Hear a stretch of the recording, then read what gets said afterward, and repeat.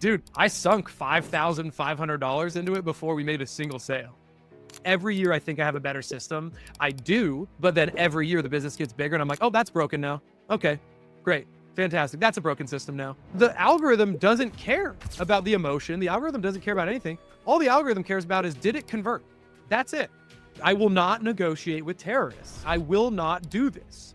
I will not drop my pricing just to see like shots go through the hoop because I know my margin. Steve Hunsaker turned hanging Christmas lights into a $1 million plus business, and now he's helping hundreds of service entrepreneurs do the same.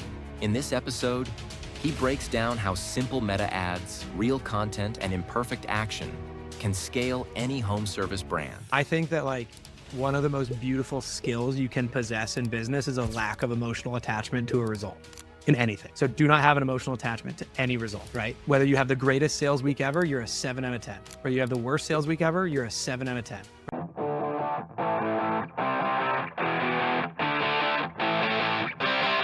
We have been having a lot of fun building our school group. I've documented a lot of resources that we've used to grow Bear Claw from 0 to 7 figures. Things like how to optimize your Google business profile, how to run profitable Facebook ads, how to dial in your messaging so that you're targeting your ideal customer so that you can find your most profitable jobs, how to set up and optimize jobbers so that you can save time on the back end with all the office admin work, how to streamline systems, things of that nature. So if you haven't joined yet, you can join at school.com/OWNROPS. That's SKOOL.com/OWNROPS. My goal is to offer as much free value as I can in there. I would absolutely love to meet you if I have not already. It's free to join. Just jump in that group. Make sure to introduce yourself in the community, and can't wait to meet you in there. All right. All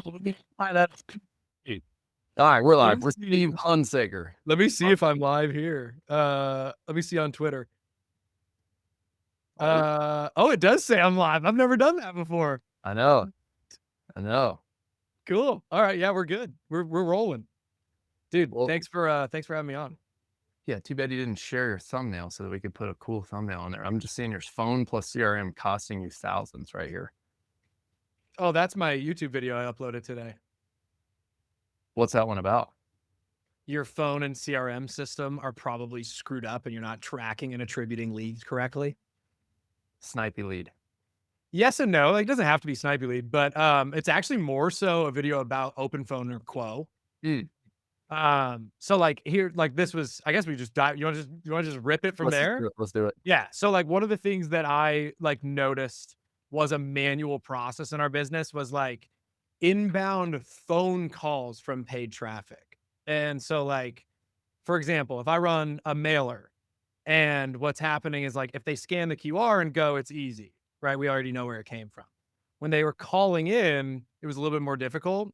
And so I had tracking numbers, but I wasn't like actually tracking it correctly. Like it was just like, we were doing like a little ChatGPT data audit at the end of the month where like, you know, we would go into Snipey Lead or Jobber, we'd download all of the booked jobs, and then we would search those phone numbers from like, okay, here's all the phones that called our postcards. And then here's all the ones that came from Facebook ads. And it was gross. Like if the people submit on a Facebook ad or they submit on a Google ad, like submit like first name, last name, email, it's cake.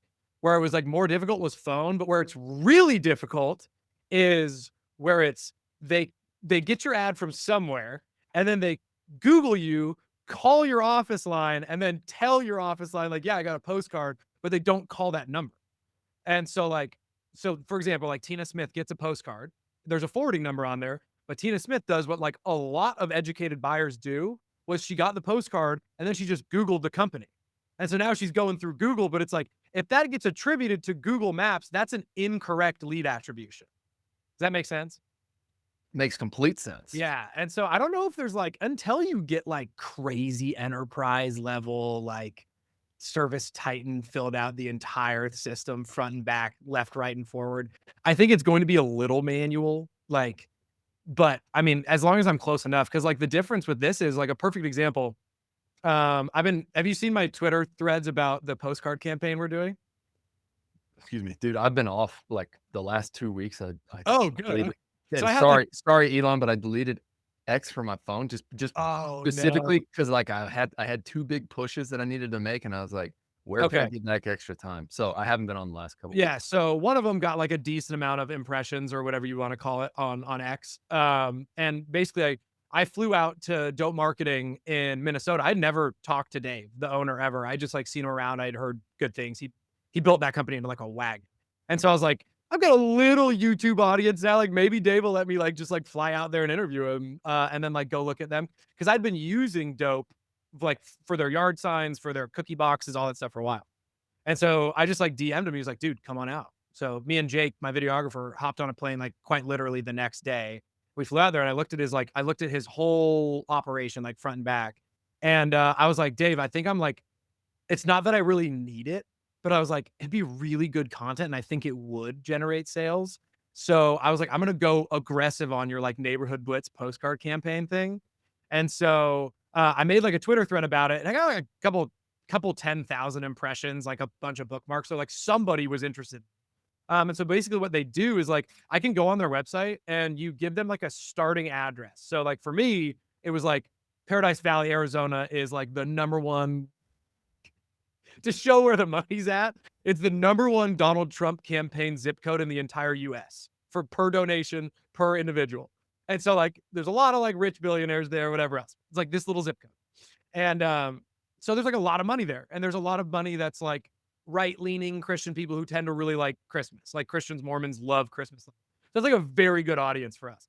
And so I'd done mailers in the past and I was like kind of disappointed. And Dave was like, oh, no. You got to go do the neighborhood blitz because you can sort. So like you give them a starting pin and then like you give them an address in Paradise Valley. So you just pick a random customer you've done lights for. And then you give them the address and it populates it on a map and it says, okay, if you want to draw a shape. So then I draw a map around like a radius and you can like drag the lines, whatever. And it'll tell you how many houses are going to get a postcard. Right. But then you can be like, do I want to sort it by, does the house have a pool? Do I want to sort it by, does the house have a detached garage? Do I want to sort it by property value? Do I want to sort it by average income? And so for us, one of the things that Dave told me, so if anybody's listening and they're like thinking about doing mailers, this is super important. Don't ever buy data off of like average annual income because people skew that number so much that the data is like not super accurate. Like you can fake average income, right? Like for example, I think in 2022, I showed the IRS that I made like 55K in the year.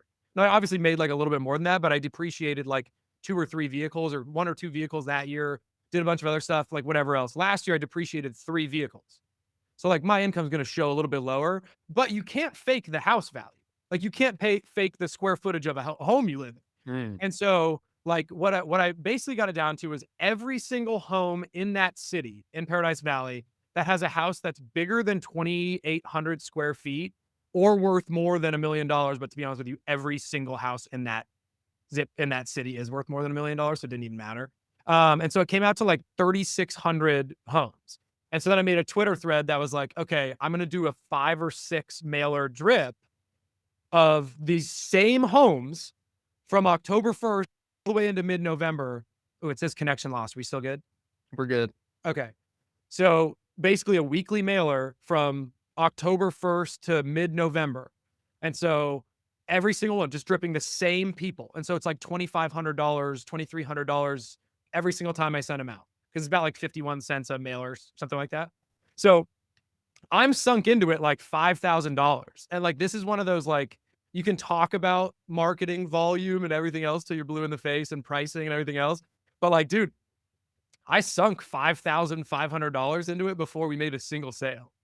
So 2 rounds, and then we're like giving out quotes, but it's October. And so I know every single week getting closer to November, I'm not going to measure return on that investment in the first week or even the first month because like all of these estimates we're giving in October, some of them are going to take 2, 3, 4 weeks to get to like show. And so I was like, because a lot of people were following the thread. I was like, damn, if this doesn't work, like I'm going to look like an idiot because I was like gassing it up. And then we closed so we're $5,000 in. I just did the 3rd round because this would be like the 3rd round would deliver this week, which would be the 3rd week of October. And we've closed like, I think 28,500 off of $5,000 in October. Now, keep in mind, my close rate for new business in October is 9%. So new business. not returners or referrals, like cold traffic, new business in October, we get murked in October. Like we cannot close new jobs in October for anything because I refuse to drop my pricing. Like we run some promos or whatever else, but we tell them they have to get installed in October, which most people don't want to do anyway. And so for me to be like $5,000 in and I'm at like damn near a 6X in October, I'm like, oh, like this thing rips. So like that's like what's exciting me right now. Cause I think it's like it was, but here's where like it all ties together. The reason why attribution is so important is like we got one of those jobs from the mailer, right? And then that guy goes, my sister-in-law also has a house in Paradise Valley. Would you like to go quote her? And so I think his job was like 13K and her job was like 9K. So that's 22,000 that was directly attributed to the postcards. But then it's like kind of a gray area where you're like, well, is the referral like, do I track the referral as did that come from the postcard campaign or did that come from a referral or whatever else? In my mind, like I track that as coming from the postcards because I would not have got that business if I didn't. But that's like the only kind of cheeky ones that I do that way. Everything else referral wise, we just kind of mark as like this was a referral from a paying customer. But because the sales process was like same day, I just tracked both. So the reason that's so important is like that original postcard mailer just called the forwarding number on open phone and my office tracked it wrong, but I was able to go back and make sure that it was in a postcard because can I share my screen? Yeah. Because like if you look, no one, I don't care if anybody sees this, the phone numbers, it's a public. I mean, my business's stuff is everywhere. But like one of my phone numbers is like the postcard mailer campaign. So if you see right here, this is a phone number, this 623-777 number. That phone number is only on our mailers. So anytime that phone number gets called, I know, okay, cool. Even if like my office screwed up and didn't mark it like, oh, this was a postcard, whatever else, or the person didn't scan the unique QR to go as a postcard, I can go back and like just download all my customer jobs at the end of the year and like clean up any scraps I missed, essentially. Because even if that guy got the postcard and gave his sister-in-law that forwarding number, she's going to call that forwarding number too. So it's all going to be tracked instantly in our CRM. Does that make sense? Totally makes sense. Yeah. So that's been kind of fun. I'm really interested to see what the postcard ROAS is in November. Cause like we go from like 9% close rate in October and that's generous. Like it's bad, dude. Like I'm like constantly like trying to talk my salespeople off the ledge in October. And then in November, it's like once the calendar hits like in the 20s, it's just like avalanche. Like we closed 6 this morning. So I'm like, guys, I told you, like it's coming. Like just relax, it's coming, you know, but I get it. It's hard for them, man. It's really hard mentally to like give out 10 quotes and I mean, technically 11 quotes and close 1. Like that's really hard. So anyway, that's what I'm dealing with right now. It's pretty difficult. What have you done in the past for October? All paid ads? Yeah, same thing. Like I'll eat it. I'll eat it in October because what happens is like, and I don't know how many guys are in Christmas lights that are watching this. I'm quite a few if I'm live streaming, probably quite a bit. But the interesting thing that you have to remember, and like every year I tell myself this and I tell my team this, but then when you're in it, you're like, dude, this sucks. Is like the bad companies go in October and September and they go in at like $5, $6 a foot and they fill their schedules. And then we're like, I will not negotiate with terrorists. Like I will not do this. Like I will not drop my pricing just to see like shots go through the hoop because I know my margins. I'm like, dude, I got a lot of mouths to feed now and like a lot of leadership mouths to feed. And like, I know the math, like even at $10, $11 a foot on roof lines. And like, if I'm buying strands for trees for like $6.97 or $7.50 a strand and installing them for $52, like I am lucky at the end of this year if I'm at 25 to 29% net, like even at that pricing. And so like, I just got a lot of mouths, dude. Like I got a lot of leadership positions to feed and like a lot of people's families to feed. And so like, it's very tempting to be like, oh, I could just fill the schedule in October. But like, I know the math. Like I know I can't do it because then what's going to happen is they're going to want that pricing next year again. And then it's like, I'm fighting a very, very much an uphill battle. So I can't do it. But yeah, man, it's been really difficult this year because like this is such a new problem for me. But like we created like a super team for installs this year. Like our guys, like we have 5 dudes who can run crews, like 5 crew leads, and 5 of them are dogs. Like I could throw them at anything and be like, they're and we but the reason we got it is we were able to promise people 3.5 months of work now because we started installing in September. And so we did a campaign where we convinced a lot of our returners to let us install in September and then quite a few to let us install in October. But what ended up happening to me, and like, I'm okay to admit that I was probably wrong. Like, we installed a week early. We started installing 1 week too early because I like to run 6 to 7 days a week. But what happened is like I ran out of jobs in October. So I had to pull weekend jobs off and fill the weekdays because this crew of dogs that I promised 3.5 to 4 months of work a year, like I cannot go to them from October 19th to the 31st and say like, "Hey fellas, went too fast. No feeding your families for 11 days. Come back on November 1st." So we had to like slow down, and like that's been really stressful for me. But like I don't really know what the alternative is because like we could have started a week early or a week later and that probably would have alleviated a lot of the stress.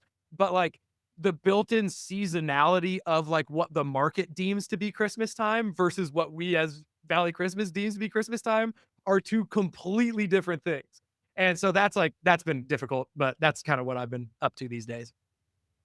I recently got back from launching a land clearing business down in Austin, and this last winter I launched a snow shoveling business alongside Bear Claw.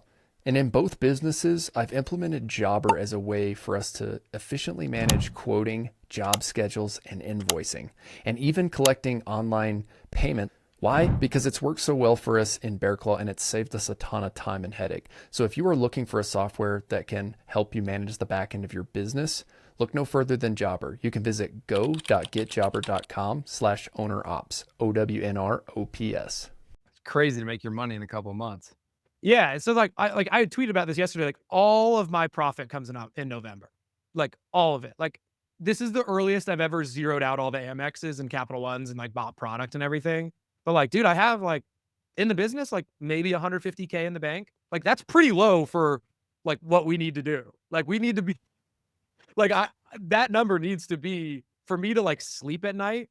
That number in November needs to be like 680, 70, or 700 at that time. And then like tear down payrolls happen. That's probably, I don't know, 80 to 100K in sunk payroll to begin 2026. Like all my commissions, my closers, my bonuses, my car insurance, my truck payments for the rest of the year, my rent for the rest of the year. Like, dude, if like it comes so fast and like it is forever stressful. And every year I think I have a better system. I do, but then every year the business gets bigger and I'm like, oh, that's broken now. Okay, great. Fantastic. That's a broken system now. Great. New problem. Now we're too good at installing. And now I got to find jobs for my guys. That's a new problem. So it's been fun. It's been fun, Austin. It's been very fun. It never stops. No, dude. And I get you have seasonality in your business too. So you probably deal with something similar. Yeah, I do. So a lot of the stuff that I was resonating with, whenever we kick off our season, I was saying the same thing. I'm like, had a certain, and ours was kicking off right after election time here. Mm-hmm. So people were just like holding on to cash. They were pulling, May came around. Usually May comes around and we start booking jobs for June because we have snow on the ground 5 months out of the year. We can't start doing forestry and clearing work literally until June. Right. It doesn't dry out enough. So May is good. Usually like we start booking stuff. I brought my sales guy back on full time middle of the winter to start selling because I was going to run ads. This year, it's just like crickets in May. And I'm like, what is going on? Because the last 2 years, May has been steady, booking up for June and July. Yeah. And then all of a sudden, it just happened in June, and it went gangbusters. So I do want to clarify, like some of the people who are listening on my podcast, we've got Steve's going live too. Steve, he's got a Christmas light business. Makes all his money in a couple years, in a couple months out of the year.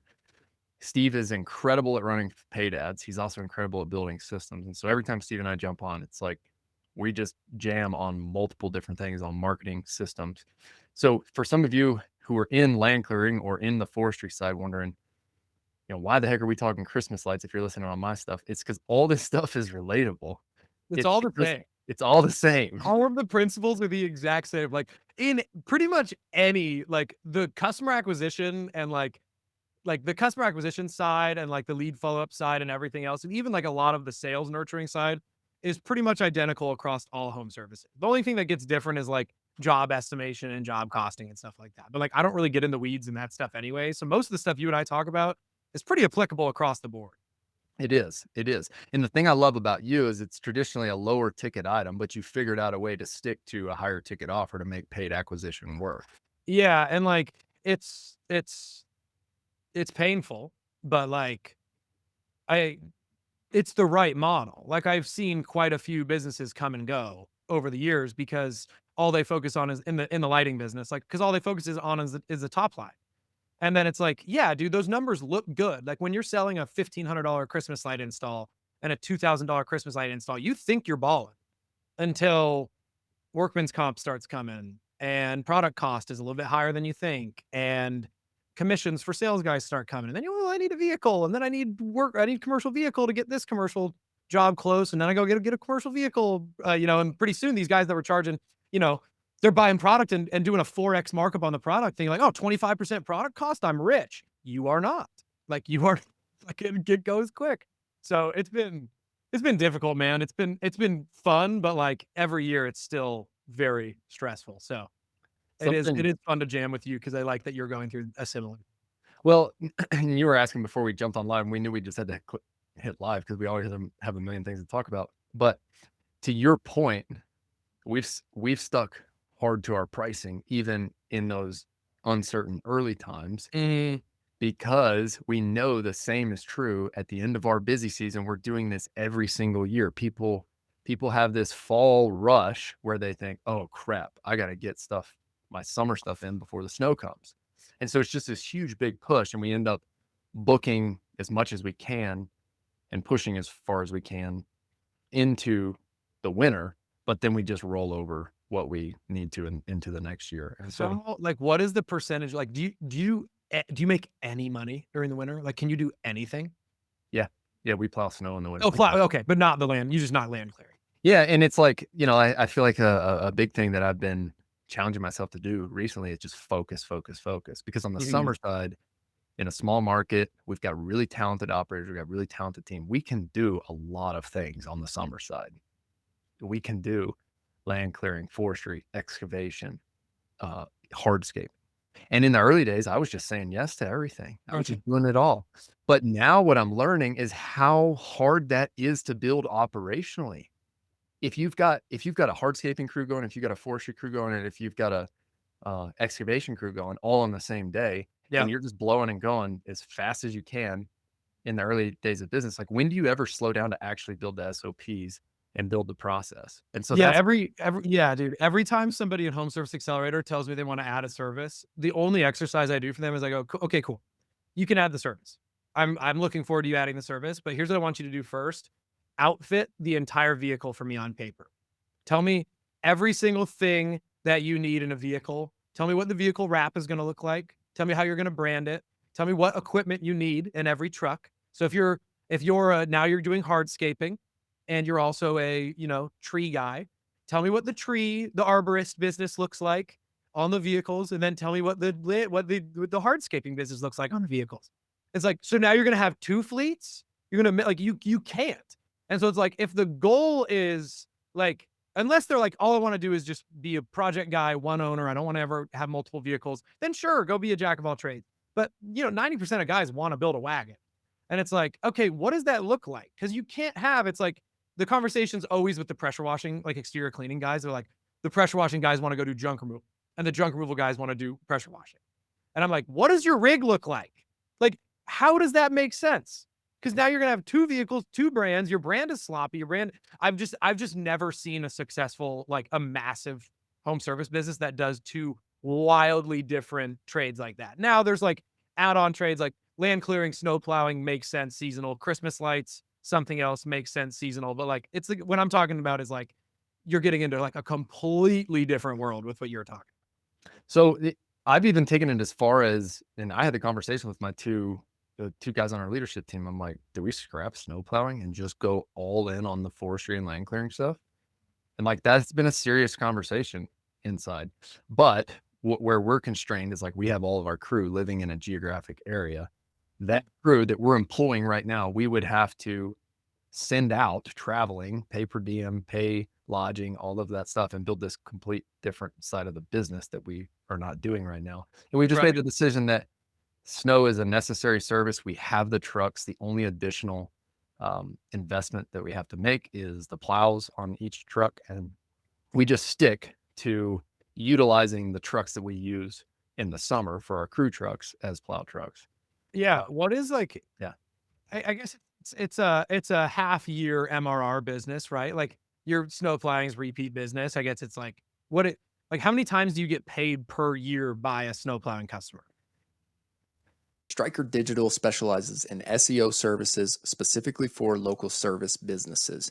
Bodie and Andy, the two co-founders, have helped me get Bear Claw Land Services to the #1 search result on Google inside my state for my specific search term. If you want to learn more, visit strikerdigital.com. That's STRYKER-digital.com. Well, we invoice monthly, but Okay. this year, as I have gone into the business, and look, my head's been all in land clearing forestry. Mhm. Like that's the one I really want to scale. No, I'm sort of viewing this as like, this is how we pay our guys and keep the crew together Mhm. year round so that we can grow on the forestry side. Yeah. So kind of like where we were at in the beginning of this is we have these weird operational constraints like you do in these either seasonal businesses or seasonal towns. And you have to make a decision like, am I just going to be this business for X amount of months a year? Or am I going to add another seasonal service on? Yeah. I mean, we kind of had that same epiphany but thankfully the permanent lighting came in. So that's like, those marry each other a little bit.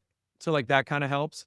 But the other side of it too is like 80% of the permanent lighting calls come during temporary season. So it's like, we just have to scrap during the rest of the year. Like it wasn't amazing sales of permanent during last year, but now that we have like a year of like brand recognition and all that, I think it'll be better. But yeah, I mean, dude, it's the same problem. It's the same problem across the board.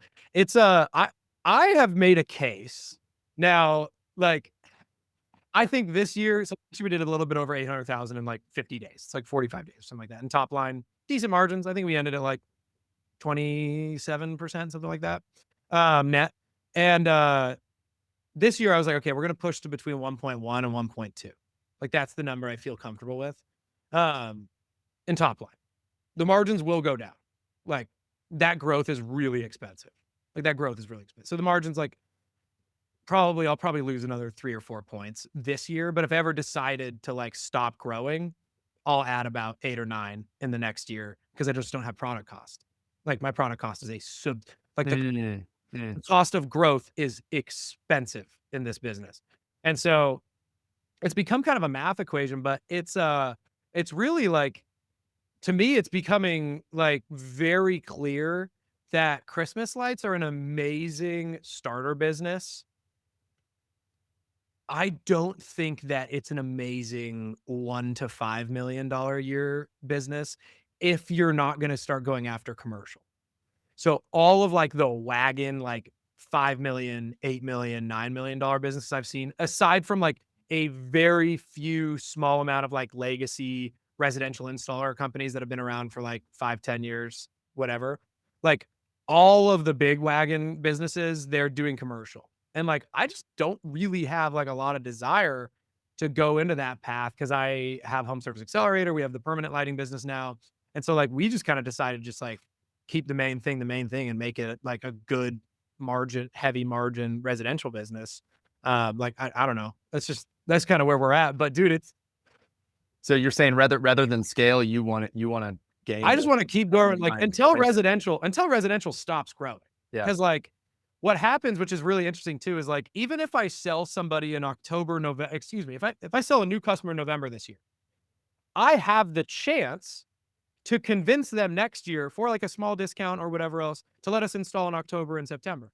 Like not everybody's going to do it. Like a lot of people, like I think I have like 55 jobs that are returners that are like, you're not coming out till mid-November. And we're like, okay, like understood.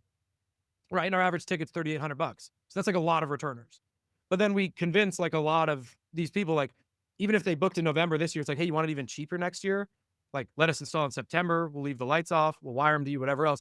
And so you kind of like, as you grow the Christmas light business, you almost like expand the time of year you can work, but it's still very, very stressful because it's like even now, like my 4 days behind. So like, we'll catch sales in 4 days. So it's like this game of cat and mouse where like sales, please, like close, because like the installers are like chipping away at all of these October jobs. And so it's like it's very difficult, but it's fun. It's every day I'm like, oh boy. And then we get close and then the sales guy will like rip like a $15,000 job. And I'm like, okay, that's a day. That's a day of installs. Great. And then the weekend comes and whatever else. But yeah, dude, it's been fun. Ads have been tougher this year though, for sure. There's Really? there's so much competition now. So much competition. Because you're teaching Like, everybody how to do it. yeah, dude, my own competition is basically like, dude, in my market, my own competition is basically just like all my ads repurposed word for word. Like every competitor in my market is just running my ads. Really? Like, but by the time I'm doing that, I'm on to the next thing. Like, then next year they'll do postcards and whatever else, and I'll already be on to the next thing. It just happens, I don't know. So are they in Home Service Accelerator? No, I won't sell a Phoenix Christmas light business in Home Service Accelerator. I'll sell Phoenix every other businesses. I won't sell a Christmas light business because like, and I've told kids that tried to join, like I've told like, there's some young guys that like have basically begged to join that are in Christmas lights. And I'm like, it is not morally right for me to do this, to like let you in, because I will not provide you the value that you want because I refuse to like educate my competition. I can't stop you from watching my YouTube. I can't stop you from watching my Twitter, but I'm not going to give you the sauce. Sorry. So, I mean, that's just like stupid. That's stupid. Now, some of these kids, like some of the younger kids will like call me. I say kids, I'm 30. I'm not that old, but like some of the younger guys will call me and I'll give them like safety advice. And like, hey, this is where your pricing is. Like, this is where numbers should be. Let me explain to you what net margin is. Let me explain to you why the top line number is very irrelevant in this business. And like that kind of stuff helps. But, at the end of the day, it is what it is. Like, it's like my mom had a frozen yogurt shop in high school and they murdered, like they killed it, like right by the football field for the public school. Like Friday nights, they just rip line out the door, like every basketball game, every football game. And like the analogy I always tell people about new competition is like a Menchie's opened up, like Menchie's frozen yogurt opened up a mile away. And like they were not good. Like it was a franchise, it wasn't family owned. Like they were not even half as busy as my mom, probably 20%. But my mom still lost 20% of the sales. And so the point was like, the competition doesn't have to be 800,000-pound gorillas to hurt you. Like the competition can suck and you'll still feel it because there might be like 15 of them popped up. Maybe each one of them is, grabbing 50,000 a season. Well, if 15 of them grab 50,000 a season, that's $750,000. Is that math right? Yeah, that math's right. Right? 15 times 7, 50,000? I think that math's right. And so like, that's where like, I do kind of, yeah, that's right. I do kind of like laugh at the guys on like X that are like, oh, I love my competition. Like, yes, too, like I'm friendly with them. I'm happy to have everybody do it, whatever. But I stopped making like, you should quit your job and start a home service business content a long time ago. Like a long time ago. Cause dude, I felt it in junk removal and I feel it in Christmas lights. Like this new age Twitter and Instagram and Facebook thing where it's like home services is the quickest way to be a millionaire is one, wrong. And two, like it's hurting everybody. Like my Google pay-per-click customer acquisition costs tripled in 3 years on junk removal. That doesn't happen if Google doesn't have more people to show PPC ads to. Like that's just like basic supply and demand. Google had a lot more demand for the supply of clicks. So who wins? Google. And like, they don't get more demand unless a bunch of people are like, oh, I have a $300,000 finance job. I'm going to go be a plumber. I'm going to go buy a plumbing business. It's like, okay, well, you're probably not going to make money for a long time. And you're going to hurt the rest of the competition in the process. I think you disagree on this. I think you actually push back on this on Twitter. So if you do, let me know. But I'm very anti like sell the home service dream at this stage. Are you? Dude, I don't really care anymore. I think in the beginning, whenever I started writing content on X, it's like that's the stuff that pops. That's what people want to see. And or at least there was a phase where it did. But I'm with you now. Like I could care less if people start businesses or not. I do love creating the content for the people who are in the game, right? And it's like I love talking with you because you challenge me to become better at the craft, right? And if people Right. want to listen in on this stuff and pick up on some of your sauce, I think it's great. But yes, I'm with you. I have no desire to, because the reality is there are so many people out there who have a multi six-figure tech job and they are seeing the dream Yeah. where it's like, I mean, you and I are still in the build phase, right? Like I say it all the time. It's like I'm paying myself a very reasonable salary to build this business. Like Dude. by reasonable, I don't mean like balling at all, right? It's like I'm paying myself less than two of my guys. You know what I mean? Like, and it just is what it, like I'm up at 3 a.m. working on it, but I love it, right? Like this is what I wouldn't be doing anything else. I'd be so bored at corporate.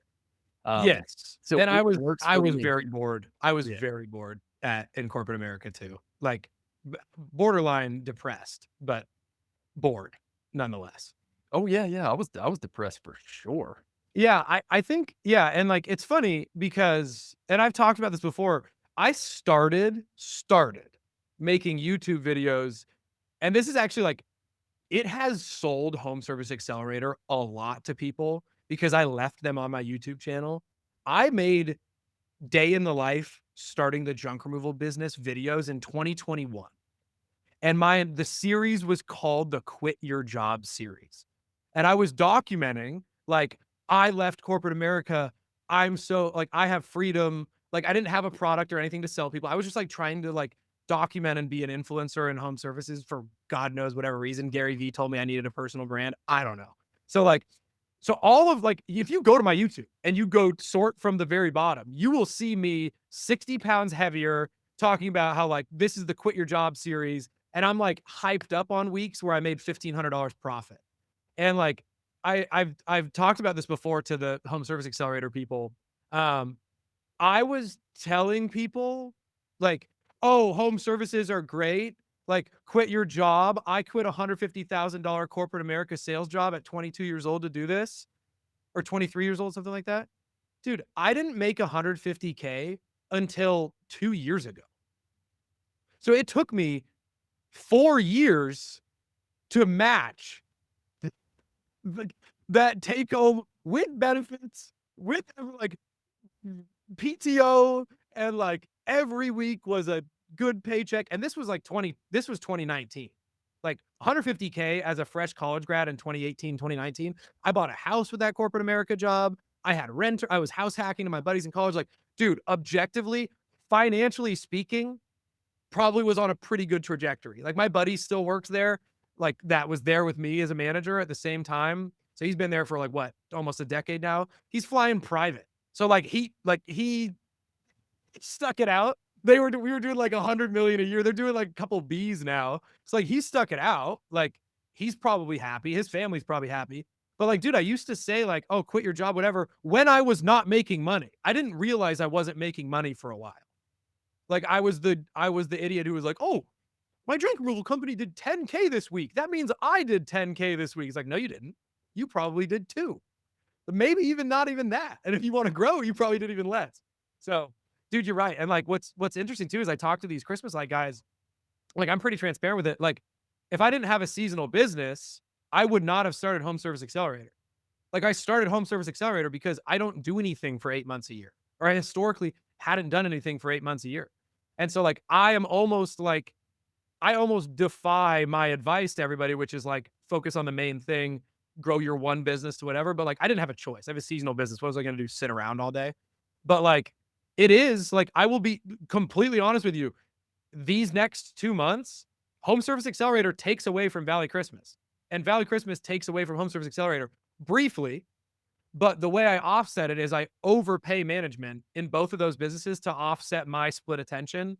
And so like I could probably run a lot leaner and take home a lot more money in Valley Christmas if I didn't staff the way I needed to like acknowledge the fact that like I know my attention's going to be split across two for 2 months. And so like that's the other side too, is just very, very like I'm a walking proof that like, dude, if you're doing two separate services of any kind, like you are going to get lapped by the guy that's doing one. Yeah, no doubt about that. Even if you're the biggest grinder in the world. It's you're just you have capacity, Yeah. and I would say that's the biggest learning lesson that I've taken away from starting Bear Claw. Because when you're starting out, I said yes for cash flow purposes. I'm like, well, I just bought this $120,000 skid steer, so if it's not clearing brush and somebody wants me to grade their driveway, I'll say yes to that all day, and I'll charge them in USD for it, you know? Yeah. But now there's a certain point where it's like, okay, lead volume and sales are at a rate to where we're booking both. And it finally just got to the point where it's like, no, we have to pick one and just cut the other, be willing to say no to something good to build something great. Yeah. Yeah. I mean, again, I just look at the guys who paved the road before us. Like you and I are both relatively young in the game. Like I've been doing this for five and a half years now, 6th Christmas season. Like I just look at the massive guys. I look at the guys that like I have had the chance to like interview on my YouTube or like had the chance to bump into. Like, I mean, dude, one of the most impactful conversations I've ever had in a home service business was like I met Tommy Mello at a Morgan Wallen concert. And I probably talked to him in the concourse for 25 minutes. And like I was just curious, and I think he enjoyed that like a younger dude was curious, so he just wanted to chat. And like, dude, I got more out of that. And like the only thing he said to me, like the two main things he said to me, and it was like, I think someone with a little bit less thick skin probably would have hurt their feelings, but he was like, dude, you're in the wrong business. Like he told me like multiple times, he's like, dude, I hope I'm not offending you. Cause he actually like historically like had a partnership with a Christmas light company, like at the early stages of A1. And he was like, dude, you're in the wrong business. Do the math for me. Like, where do you want to be? And I'm sitting there at a Morgan Wallen concert with a beer in my hand. And I'm like, I'm trying to get that. I'm trying to get private jet money. To be honest with you, he's like, you're not getting private jet money with a local Christmas light business that makes money 2 months a year. I'm like, I know, but now it's nice to hear someone else tell me that. Like, I know. And so then like, he starts going into like, dude, like do the math in 5 years. Like, what's the best case scenario for Valley Christmas in Phoenix in 5 years? Are you going to go to other markets? Like, okay, if you're going to go to other markets, what's that look like? Like, where's like the massive scaling lever in a business where you're only making money 2 months a year? And he's 100% right. Like, and so then he was talking about like, dude, even with like he's said this publicly. He's like, even with A1, he's like, dude, he said he wishes he would have done an HVAC company. Like he's even said it. But the dude is one of the most public, like one of the biggest and most public, like publicly documented home service exits ever. Like there's books about it. Like they were not hiding any of it. They were very transparent about like the process of that. And I think that's actually helped them long-term to do everything else they're doing now. But like, dude, like when the guys that have done that, like the guys that have gotten to that level, and then the guys that like, I interviewed Cam Bodden, who sold Green Mango Pest Control in Phoenix for like over 9 figures. And like a couple other home service brands. He said the same thing. He was like, dude, I lived, slept, and breathed Green Mango for like the last 3 years. And that's where they got all their enterprise value. Like they were not worth $100 million 3 years before he sold, or whatever they sold for, not even close. But at one point he had a pool service company. He had I think like an auto detail or glass company. He had a pest control company. He's a partner in Coconut Cleaning, which is another really massive home service brand that is still. And so he got rid of everything else. And like, again, when all of these guys who are 10, 15, 20 years older than me are like, do the one thing, like do the one thing and scale it to death. Like I'm going to listen to that because I'm not an idiot. And then it's like, I'm turning around to my home service accelerator people that buy my stuff because I'm like, yeah, I built a business from zero to, 400 or 500K a month. Like, I don't think I'm a coach, but like, if you want the marketing and processes and systems that I did to get it there, you can join Home Service Accelerator. It'll get you that way. Once you get to 500K a month, I'm probably not your guy, probably need to go talk to Tommy and them or something else. I'm just going to be the marketing and sales guy that gets you there. And so like, I have the same conversation with these guys where I'm like, what are you doing? Like this guy, like a $10,000 a month window cleaner is like, oh, I want to start a junk removal company. I'm like, dude, no, you don't. Like, let me walk you through the exact same conversation I just had at like a little bit higher level with you. But like a lot of the time too, I don't know if you deal with this with like your community, but like a lot of the time too, you can tell people all these things, but they just have to feel it and experience it sometimes, like themselves. And then they come to the conclusion, which like, I don't know. I think that's probably a sign of self-awareness or intellect to maybe like actually listen to what guys who've done it before you say and not just be like, oh no, my situation's different. Cause like chances are your situation's not different. Like you're not a unique home service business. Like everybody's like nothing about what you're doing is unique, like at all. So if the guys before you are saying specialize, specialize, specialize, then specialize. You know what I mean?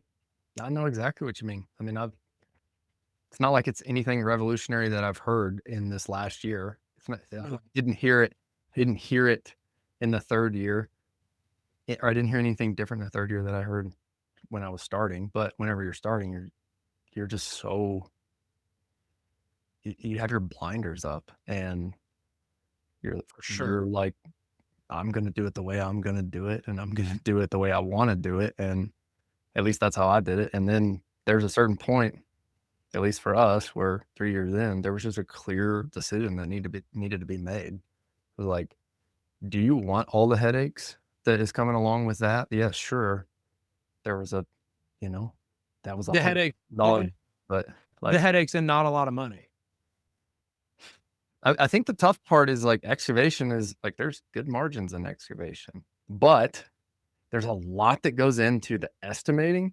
There's a lot that goes into building the crew. And like, we have some rock stars on our team, but my sales guy was doing both, And when I had the conversation with him this summer, he's like, 80% of my time is going to the excavation.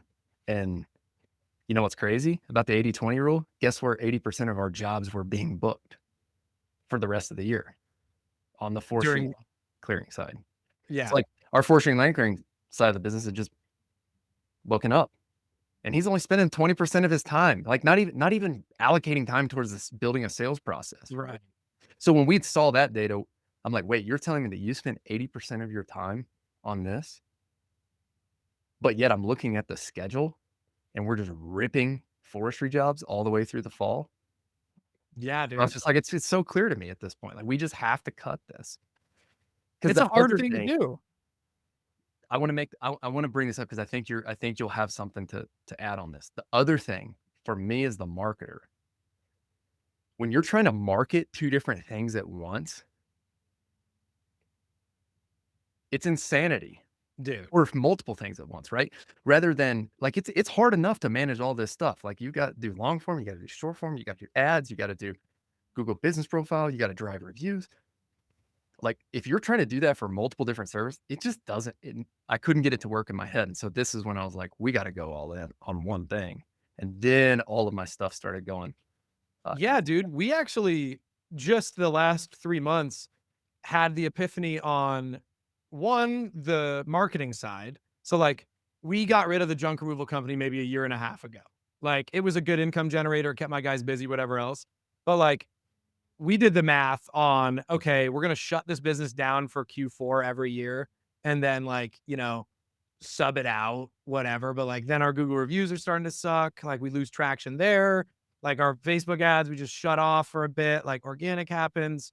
What happens when it's like a repeat property manager? Now we just like let in our buddy in the door. And like, why is he not just going to like go with the guy we subbed out the next time until we're back? It just like didn't make sense at all.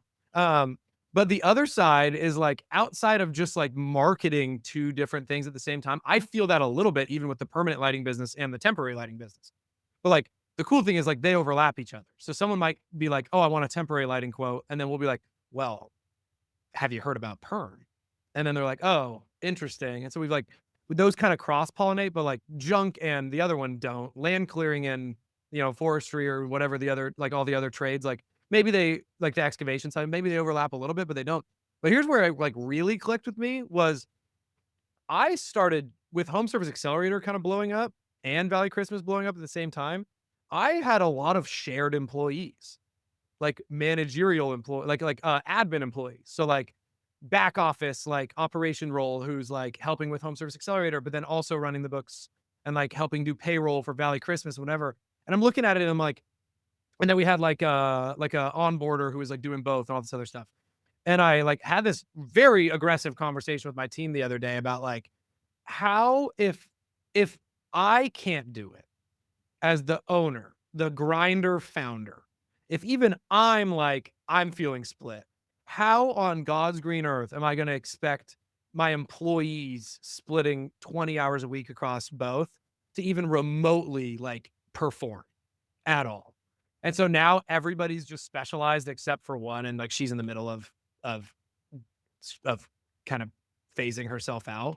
But that was another thing too, is like my videographer was split. My editors were split across both businesses. My admin, like all this stuff was split. And I'm like, dude, like even if they're working 50 hours a week, it's 25 hours each business. That's not enough time. Like it's not enough effort, output, whatever you want to call it.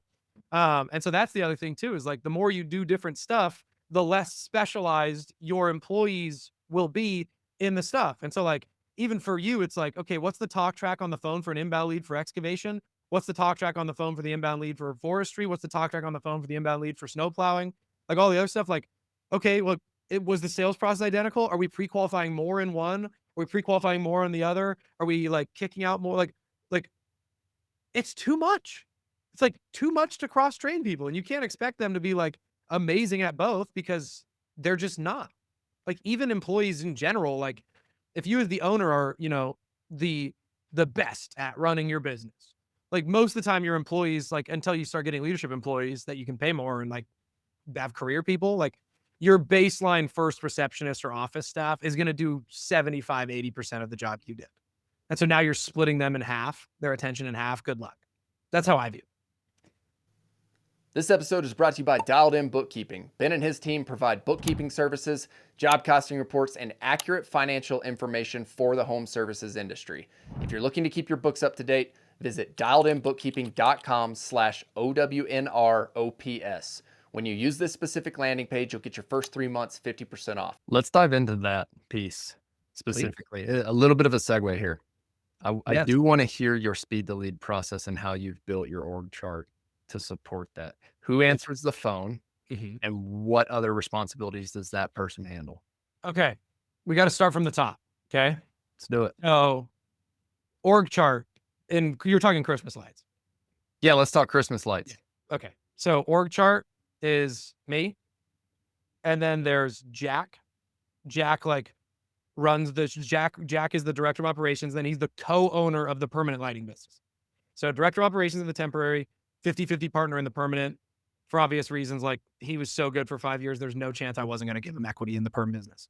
So he's like the operator, co-owner in perm, director of operations for temporary. And then, so under Jack, he has all of the install leads, all of the installers, all of them answer to him. Like employees and managers do not call me ever. Like everything funnels to Jack. The only employees I talk to are directors, which would be Jack, director of operation, Natalie, like she's the back office, like the office staff admin operations role for like the inner workings of the business. And then Kyle, who's the head of sales, like the director of sales. Those are the only employees that talk to me. And then they have their employees and managers under them that talk to them. And so then Natalie has within Natalie, she's like office admin, all that. Like she runs the back end of the business. Natalie has a girl under her. And so that's like our office staff. So we have two people that are in charge of phones, right? First touch goes to the office staff under her. And then overflow on open phone or quo, Natalie will clean up. So if the first staff is on a call and another phone call comes in, Natalie's going to answer that. So like that's, and then if Natalie's busy, then it goes up to me, but it like never goes up to me. It's very rare that happens. So, and then the head of sales, this is why I bring this up. The sales org is different. So here's what I mean. The way I have it set up, knowing that background, is if they submit a lead form on any of our paid ads or any of our organic stuff. So gave us their name, first name, last name, email, phone number, address, all this stuff. They have to click multiple times and acknowledge the minimum price. So they will not submit. My cost per lead on Facebook ads is very expensive compared to other Christmas light companies because I do not want you I want you to see that it's $1,000 minimum. I want you to see these are the options, all that jazz. I want you to check a box that says, I acknowledge that Valley Christmas is a premier provider, carries full insurance, all that. Because of that, the minimum is $1,000. I want them to all that. So if they submit that way in Snipey Lead, like my Go High Level form, if they've submitted those forms and they've been pre-qualified, it round robins directly to my salespeople. So salesperson 1 gets lead 1. Salesperson 2 gets lead 2. Salesperson 3 gets lead 3. Now, these are only people that have self-submitted their stuff because they've acknowledged the minimum. They've acknowledged the minimum again. So we know that those, like, they at least know what they're getting into, right? So real quick, then, I got a question. So do you have a Yep. Go High Level survey set up to where they're opting in on the first one and you're collecting name, email, contact, so that, because what I'm trying to get clear on is, do you collect their lead information before they go through consent on checking the boxes? no, I'll show you. You see my screen? No, I don't see your screen yet. So like the question that I'm trying to ask, so they go to your salespeople, right? But your salespeople is different than your back office staff, Mm-hmm. correct? Yeah. So It's what's one the form. scenario? Yes. It's one form. Yes. So but here, okay. All right. I got you.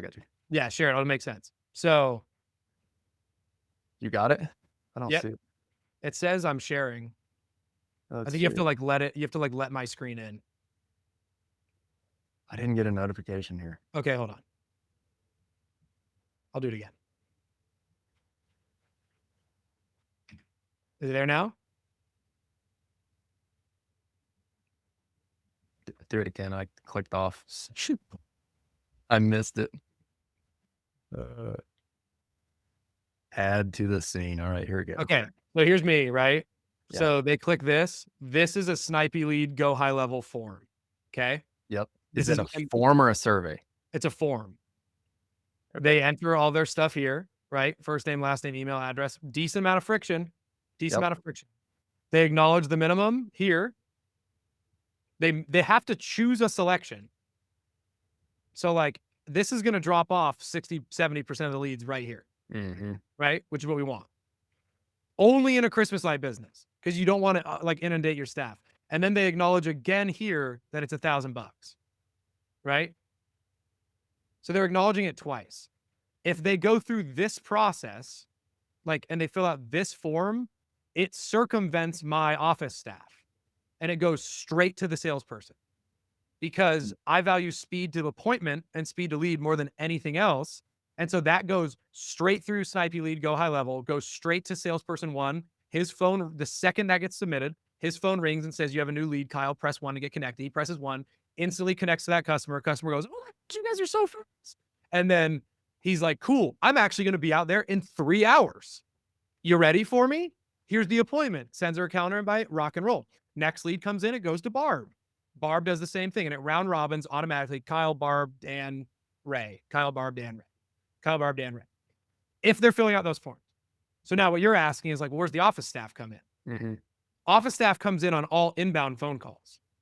Because inbound phone calls, this is why when I was explaining it, I was like, only on lead forms. Because like inbound phone call is that's the choke point for the sales team. I don't want my sales team running around like fielding phone calls like, oh, I thought you guys were going to just hang my Home Depot lights for me. You guys don't do that. Like, no, that's like salespeople need to be selling. And so when inbound phone calls come in, so postcards, yard sign calls, referrals, Facebook ads, but they called the phone number and they didn't actually go through like and fill out the form, Google Maps calls, website organic calls, all of those go to my office staff. They have like a separate unique form that's called like it's called like inbound office staff, and the office staff will fill out a form similar to this that's made for the office staff to fill out, and then the office staff will pass them off to the sales team in Slack, and it'll still get round robin assigned to them, but then they'll go into the sales team and be like they'll go into the Slack and be like, hot lead coming in, you know, Tina Smith, PV, said she wanted trees, whatever else, whoever gets this, go out there, she's ready for you today. only on inbound calls. Mm, That's the difference. makes Because like if I make content, like think about me, right? Like you've watched some of my stuff. Like all I do is yell about speed to lead. If the office was getting all of the inbound leads, every single one of them up the rip, then what would happen is we would have a manual failure point between, hey Kyle, when are you available to go out and quote? Right? Like on every single one, form and phone. And so what I did is I made the forms more aggressive, knowing that once that gets in the salesperson's lap, he's just like, boom, I'm ready. Like this person's already pre-qualified. Let's rock. And so this is where like there's so much nuance to this is like if I showed people my cost per lead on Facebook, they'd be like, you're terrible at running ads. And I'm like, no, I'm not. I'm not. My ads are quality. Like my leads are quality. And then like again, agencies do not like me for obvious reasons. Like a lot of the bad agencies don't like me. The good ones love me. Like Bodie and all those guys love me because they're good agencies. The bad, like run you some engagement campaigns and hang around and lurk in the Facebook groups all day talking about how great they are. Like those agencies hate me. Right.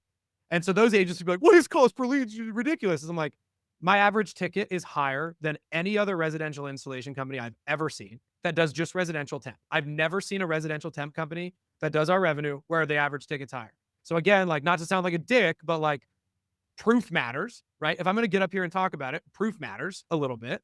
And so like I have the proof. I have documented the proof everywhere. Like my model is like super, super aggressive, high speed to lead sales process in the wealthiest areas.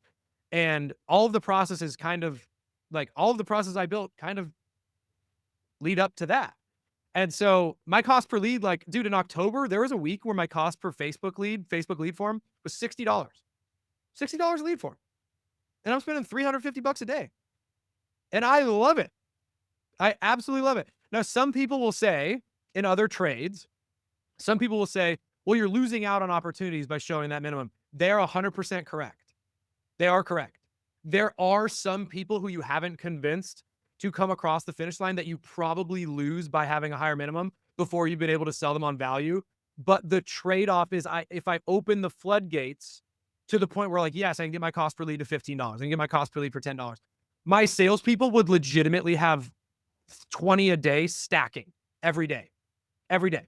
And so then if they don't get through that 20, they're going through another 20. Now they're at 40 tomorrow. And then they're just not able to keep up. Then it's like our speed to lead is lost. Like there's one $15,000 job potential sitting in there being drowned out by 10 to 15 people who thought that we were going to hang Home Depot lights. yeah. Do you run LSA? They don't offer Christmas They lights. don't offer Christmas lights. No. So they have like electrician services, anything like that. But no, they don't offer Christmas lights. And then for any of your Facebook ads, do you run to a phone number on your ads?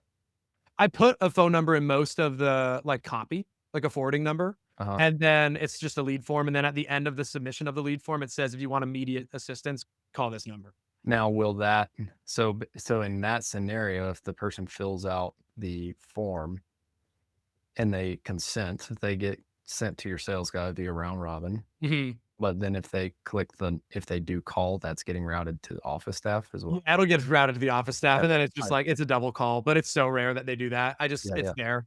But then like, honestly, then the customer gets called twice and they're like, damn, these people are on. Love it.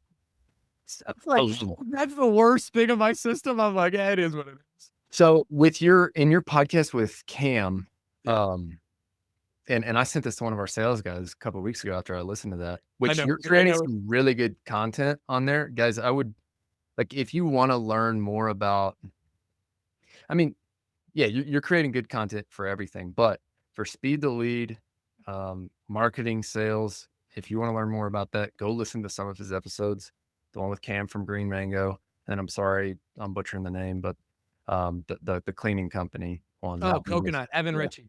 Yeah, that one was good too. But the thing I took away, and I actually texted my sales guys, was Cam.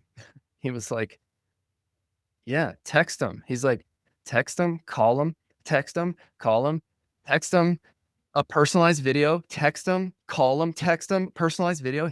And he's like, some of my sales guys would be like, well, aren't we going to bother him? And he's like, who cares? Like, what? So what? Like, if they weren't going to answer, So what, right? Like Dude, the alternative is they just don't respond to you. Who cares? Like your goal as a salesperson, and I think that this is where I have such a tough time resonating with people who don't follow up is I'm like, dude, when I was doing sales, and I'm sorry, I don't mean to get on my own soapbox here, but like when I was doing sales, when I started the business, you know as well, and I know you were doing this too. You had an automation set up that text the name, the email, and the phone number. And guess what the phone number comes in as? A clickable link. So yes, click. Hey, it's Austin with Bear Claw Land Services. How are you? And it's 100%. like so many people just overcomplicate this. You don't even have to have a like, yes, you should have a script. Like, don't hear me out on this. My point is with this, calling them and saying, hi, this is Austin with Bear Claw. How may I help you? Is better than just getting them on the phone is better than nothing at all. And so, yeah, like what I loved about what Cam was saying is do the personalized video, use their name, make it personal, and text it to them. And we've been doing that, and Dude, it's awesome. it's like I could go multiple ways from like a mindset standpoint. My push to like the follow-up question will always be like, if you're a business owner, and then let's go even further and say you have employees, and like you like, let me just do the deductive reasoning for you. You're like, oh, I'm afraid to follow up so much because I don't want to annoy people, right? Like you just like you need to give up. Like truly, just hang it up. Hang it up. Like if you're like, I don't want to annoy people, so I'm only gonna touch them once. Like you're in the wrong trade. Go get a 9 to 5. Like if that's what your mind is, because what you're saying when you say that is you're saying, I would rather not be a tiny bit uncomfortable out of like every maybe 20 calls because someone says we're annoying.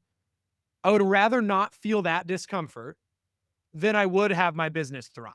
Like that's what you're saying with your actions. Whether you're not consciously saying it, that's what you're saying. It's the discomfort you get from the follow-up is you're better off in your mind not feeling that and then letting your competitors take more jobs. So that's the one side. That's like the kind of nuts and bolts like mindset side. You're being soft. Like if you're not following up like that, you're being soft. And then the other tactical side is like you have to understand that when an inbound lead comes in any trade business of any kind, like they're not sold yet. Like it's you and it is a competitive sport. And so all a follow-up is just simply more at bats in the baseball game of sales to actually get that to actually hit a home run. And so if you follow up once, you get one at bat per game to catch them at the right time. Because what's going to happen is a lot of time when they submit to you, they're submitting to multiple companies. So they submit to you when they're at work, right? Well, they can't answer the phone at work. So you called once, you didn't catch them, life goes on. If you follow up 4 or 5 times over multiple different avenues, maybe you catch them in the car in the waiting in school line. You finally get them. That's what you got on the second at bat. Maybe they don't answer that one too. So you send them a follow-up video. Maybe they get home at 6 p.m. and they're like, okay, let me deal with this. I got this video from this guy. Kind of annoying, but wow, that's a great follow-up. Whatever it is. So like, who's going to win? The business that takes one at bat per game or the business that takes 5 or 6? Like, it's just basic math, man. Like I could have double the batting average, but I'm getting 6 more at bats a game. Like, it's just such a no-brainer, man. It makes me mad because, like, even like sometimes even in Home Service Accelerator, people would be like, "Oh, that feels like a lot of follow-up." I'm like, "It is a lot of follow-up. It absolutely is." My automated nurture is phone call, voicemail, text message, text message, text message, text message, text message, and then my sales team can go after that. So, 6 touches in 3.5 days. Pretty aggressive. And then I'll just like randomly nurture. And so I don't know, like we had a permanent lighting job in the middle of May that closed for like $6,000, and she didn't respond until the 4th or 5th text nurture. And the 5th text nurture I think is, and I made a video about this a while ago. The 5th text nurture is like it says something like, "Hey, customer's first name." So it's like, "Hey, Tina, comma, this is Steve with Valley Christmas or Valley Premier. We saw you submitted a form. I've been following up to try to catch you at the right time. Like, if this is a project you're looking to keep working on, great. Otherwise, just like let me know and I'll stop calling." Like, that's like what that one. And then she's like, "Oh no, I need it. I need it. Great." And it's a $5,000 job. Like, I do not get that job if I don't send 5 or 6 texts. So it's like, it's so simple. And it's funny, like everybody who has big businesses has insane follow-up sequences like that. And I loved that, like I had it, and then I had Cam on, which is the one you referenced, and he sold a pest control business for 9 figures. And he's like, oh yeah, we were incessant. We were like, it was 3-4 days of hell. And I'm like, it's like, you know what's funny too? It's like, you want to really know that follow-up works? Look at the worst company in the space, Angie's List. They're still still publicly traded. They're printing money, publicly traded, and their follow-up game is like, they're notorious for being the most annoying follow-up ever. Like, they're notorious for it. But like, am I saying run your business like Angie? Absolutely not. I think that they're actually like, I'm eventually going to get a cease and desist from them because I shit on them so much on my content. But like, dude, there's something to that. Like, they know the follow-up game. They know it better than anyone. What are they? I'm actually Googling. What are they worth? They are worth $600 million. You know what I love about the interview with Cam? He seems like such a humble guy too. He's like low key. But whenever you got him fired up on that, he was just like, yeah, he's like, when a sales guy like tells me he's not following up, he's like, what do you mean you're not following up? What do you mean you're not sending them personalized messages? And so, yeah, that was a big thing that stuck with me from that interview. Yeah, Cam is a fascinating individual. I've just kind of become like acquainted with him from that interview. Like, that dude is methodical and he is dialed. Like, what that dude built out in Phoenix, I know you're not out here, but like, dude, they had 150, 160 trucks on the road when he sold, like, for pest control. Like, dude, his story's pretty cool. But also, I do want to hit on something. Angie's worth $600 million. Fantastic. I will say, upon further review, their stock is trading at $14 right now. In 2021, it was trading at 168. So their follow-up's great, but I probably shouldn't use them as an example of how to run a successful business, because I think that they have fallen from grace wonderfully. I Googled it while I was talking. It was like, damn, that's a brutal chart, but still worth $600 million, but I'm sure a lot of people lost their asses. But either way, hate to see it happen to a better company though, you know? Let's how much longer do you have? You need I got time. I don't have a meeting till 3, which is an hour and a half. So one thing I wanted to touch base on is your creative process. So you are dialed. Thank you. In your Facebook ads. And yeah, if you want the playbook, just go watch his ads. Anybody can watch them. And they do. I bet you they do. I bet you they do. How do you think about filming ads? I don't. And that's the beauty of it. So I think that like one of the most beautiful skills you can possess in business is a lack of emotional attachment to a result in anything. So do not have an emotional attachment to any result, right? Whether you have the greatest sales week ever, you're a 7 out of 10. Or you have the worst sales week ever, you're a 7 out of 10 on the excitement level. The same thing is true with ads. And so I don't get emotionally attached to the ad script. I don't get emotionally attached to like, oh, I think this one's going to be a banger. I just film creatives, and I'll go into my creative process, like, for sure. But I just film creatives, and then I just post them in groups of 3 to 5 in a campaign, and I let the $1 trillion algorithm tell me which ad is good. Like, I have had ads that took 10 times longer than another ad to film and edit, whatever else. Then I was like, that's the banger, and it sucks. Perfect example. There's an ad that me, Jake, and Jack filmed for Permanent Lighting. We like crazy, like decent edit. Like, it was like, I'm in bed with like a Santa hat on, and I'm like sleeping in bed. And it's like this cool edit where it's like, you're dreaming about about having permanent Christmas lights on your house. I go into like this little cloud, and then it like, boom, music hits. And it's like this crazy highlight film of our installs. We finished that, and I was like, that is going to be our best ad ever.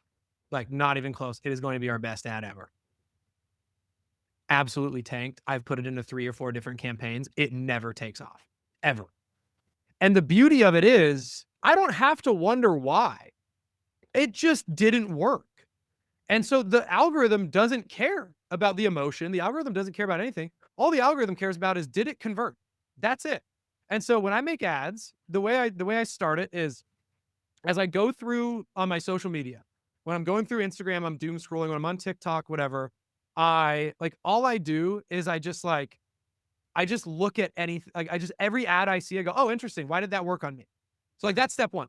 If you go to my Instagram and you look at my bookmarks, like, or you look at my screen recordings on my photos on my iPhone, all you'll see is like other companies' ads. And so like we talked about A1 Garage Door earlier, we run a permanent lighting ad that is literally like, I got an A1 ad, and it was like a technician talking about how when they built their sales process and their implementation process for their garage doors, he built it with his mom in mind. Like, when all the process was like, I built this with my mom in mind. If I was selling to my mom, how do you do it? What did I do? I take that script, I use Otter AI, I record it on a computer, I take the transcript of it, I throw it into ChatGPT and say, I have a Christmas light business, like reword this for a permanent Christmas light LED business. And then it spits me out a new script. I look at the new script, I go, okay, that makes sense. And then I don't even go word for word. I just run. So that's ad creative number one. And then the other, like the baseline rundown for like how we do any other ad creatives is just, it's 6 steps every single time. And then as you get better at ads, you can fudge with it a little bit. But if it's like your first time ever running ads, it's call the location you're advertising first, who you are, what you do, why you're different, expiring offer, value proposition at the end, and then verbally tell them to take action. So the CTA, like verbally tell them to call to action. And so like how that looks on here is like what's the city you're in again, Austin? I'm in Winter Park. Okay. So it's first words out of your mouth is just, what's up, Winter Park? My name's Austin. I'm the owner of Bear Claw Excavation. Like, dude, there's your 3 steps right here. And like, you flash in a map of Winter Park, like a little, like you flash it on the screen for like 2 seconds, or a notable landmark, or you film it at a notable landmark that everybody in your market would see. And then you just go into like exactly what actually makes you different that resonates with people. So maybe you talk about like, one of the things we talk about in our ads sometimes is like, we talk about, like, we're one of the only Christmas light companies in the Valley that all we do is Christmas light. It's not an add-on. We're not a landscaper that does Christmas lights on the side. We live, sleep, breathe Christmas lights. That means our insurance is all for Christmas lights. That means blah, blah, blah, blah, blah. Like, that's like my unique value proposition. Another one we do is like, we talk about like, we're one of the longest tenured companies in the Valley, screenshot of our Google reviews. Like, this is, don't listen to me, hear it from here. Another thing we do sometimes is like, I don't think it's live right now because it worked better in the off season than it did in like direct response, was we have like a testimonial ad where it's like an interview of a paying customer that's like talking about how great Valley Premier Lighting is. And then we run that way. And so the reason I say like the baseline is that 6 steps is like, if you've never run an ad before, then you just rock that. Right. But then like, as I became a better ad buyer, because like, and I'm super transparent about this, like Home Service Accelerator spends $1,250 per day on ads nationwide. Like I have bought probably close to, at the time of filming this now, I'm probably approaching $750,000 spent on meta ads across all my businesses. Like probably pretty close to that. I think it was at like 400 something earlier in the year, and we're spending, $36,000 a month in just one business. Like, I'm just like a decent ad buyer now. Like, I understand it now. And so now I can like kind of experiment a little bit where like, we have one in the permanent lighting business where I was like, Jack, take like a old school Christmas light string, and I want you to say out with the old and then pull it.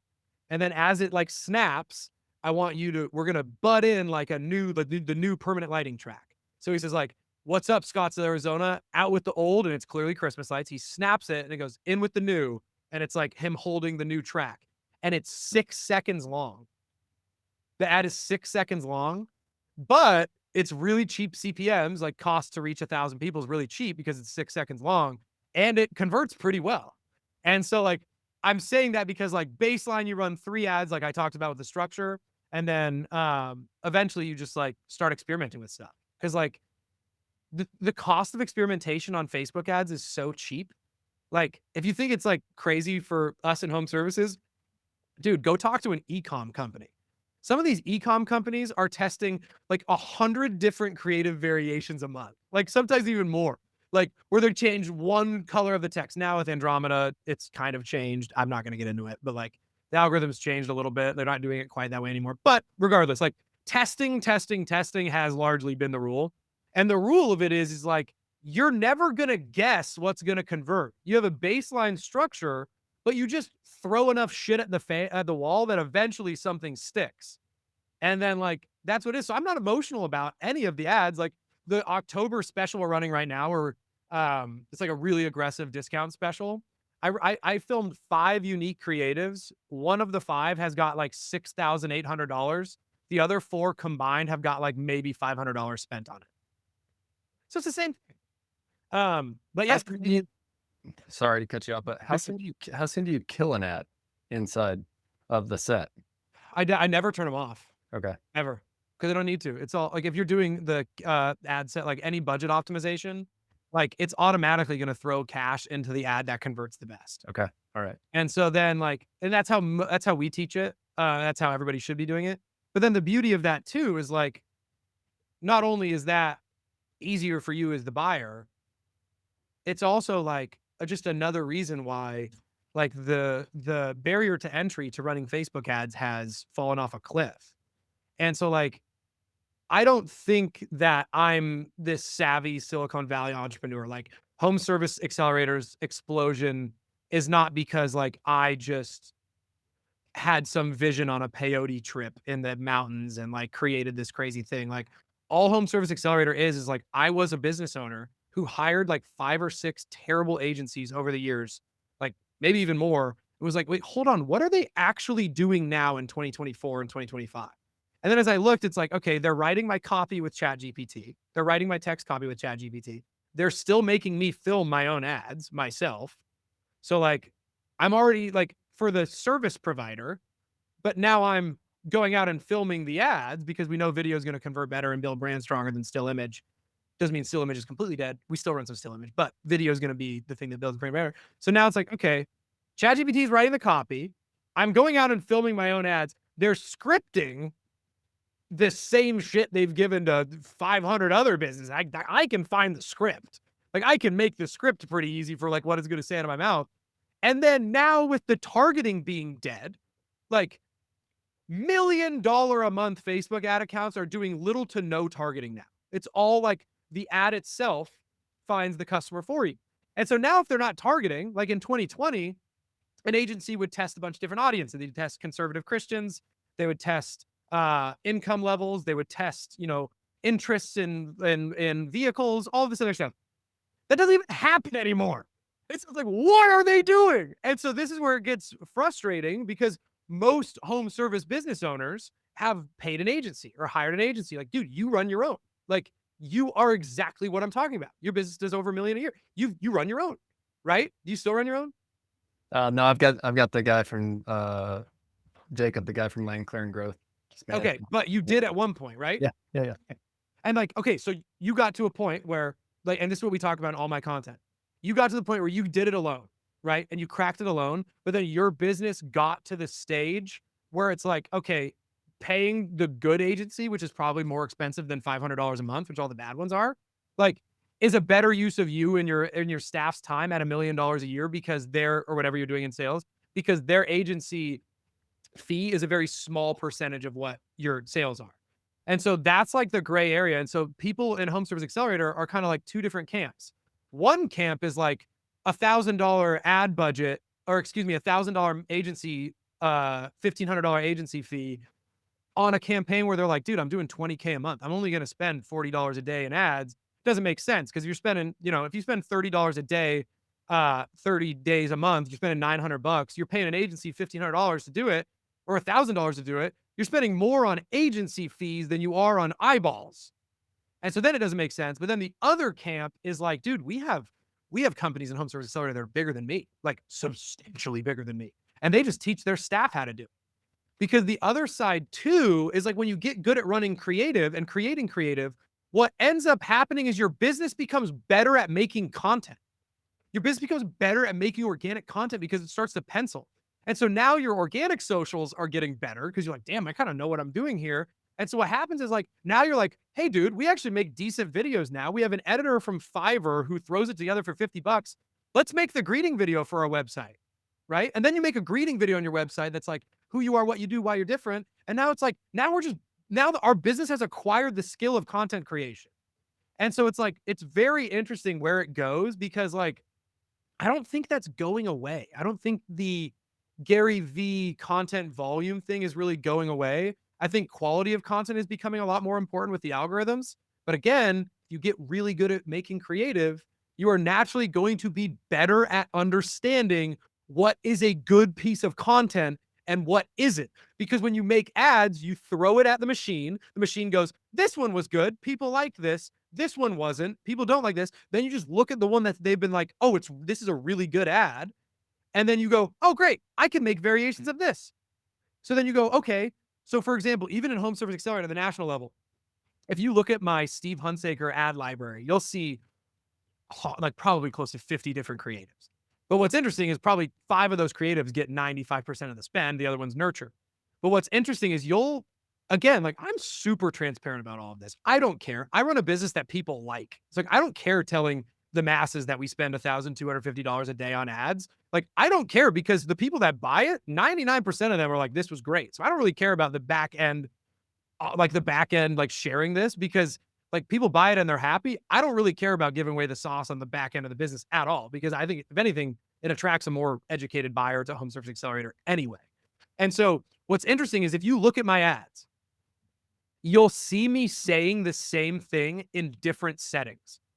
And so like one thing you'll see is one of the ads that crushes, I say, there's 3 things in your home service business you need to work on. You need to work on you're running your own Facebook ads. I'll talk about how to do it in the next video. It's a free training. You need to optimize your Google business page. You need to dial in your sign-in strategy. That's just direct cold traffic to a landing page. It's how I build trust with people. The VSL, like the video sales letter on my landing page for Home Service Accelerator, is free and probably better than 99% of paid courses, like just right there. And so then people are like, oh, interesting. And so when those ads started to work, all I did was took that exact same structure and I just filmed it in different settings. So there's one setting where I'm talking about it right here in a white sweatshirt. There's another setting where I'm on my balcony talking about it and there's like the mountains of Arizona in the background. There's another setting where I'm sitting on the toilet and the opening hook is like, are your ads shitty? And then I go into the same process and like that one kind of gets people's attention. And so it's like, but the meat of the ads are the same. And so it's like, once you find the thing that works, you start doubling down on it and then you just become a better creative creator, whatever else. But then the more educated business owners are like, I don't have time to be a creative person. It's like, do you not? I don't spend that much time on it. And if you don't have time, like Jack, my director of operations, my co-owner of the permanent stuff, Jack in the last year has gone from, and he would say this, like Jack is my favorite person on planet Earth, truly. Like Jack, quite literally, like Jack knows exactly where we're at. Like I would be bankrupt and probably not anywhere near here if it wasn't for Jack. So if I shit on Jack a little bit, he'll understand. Jack was not good at making ads. Like he was not good on camera a year ago. He like got nervous. It wasn't natural to him. Jack, I will send my videographer out to Jack now and he will rip 4 or 5 creatives a day and he's better than me at it sometimes. And so my pushback to like any business owners, like even, and I'm not even saying this to just like, oh, join Home Service Accelerator. Like I'm saying this in general. I say the same thing on YouTube. If it's like, oh, I don't have time to do it, then we know where the market's going right now. We know where the creative world's going right now. We know where social media is going right now. I don't think you have a choice. You better get your director of operations or somebody dialed in on doing it. You better get a UGC creator or something because this is not going away at all. So that's my rant. Were you excited about doing it whenever you started, or were you uncomfortable filming? Yeah, I'm like, there's very few things that God blessed me with a natural God-given ability with. Like one of those things happens to be like, I'm okay at talking. So like, I like attention. I like it. Like I like the attention I get from talking about something that I am passionate about. I like that when people comment like, oh, I think this is great. So I like being on camera. I like speaking at public events. I like speaking on stage. I like that. That fills me up. I know a lot of people it doesn't. So speaking on camera came natural to me. But what's interesting is being good on camera does not necessarily mean that your ads are going to convert better. We have some guys who are terrible on camera, but they look super authentic that crush ads of people who are like super dialed in and buttoned up. So that's also a very interesting piece of it. It is an interesting piece. Yes. It's a very interesting piece, especially as we keep going into more and more content, more and more AI.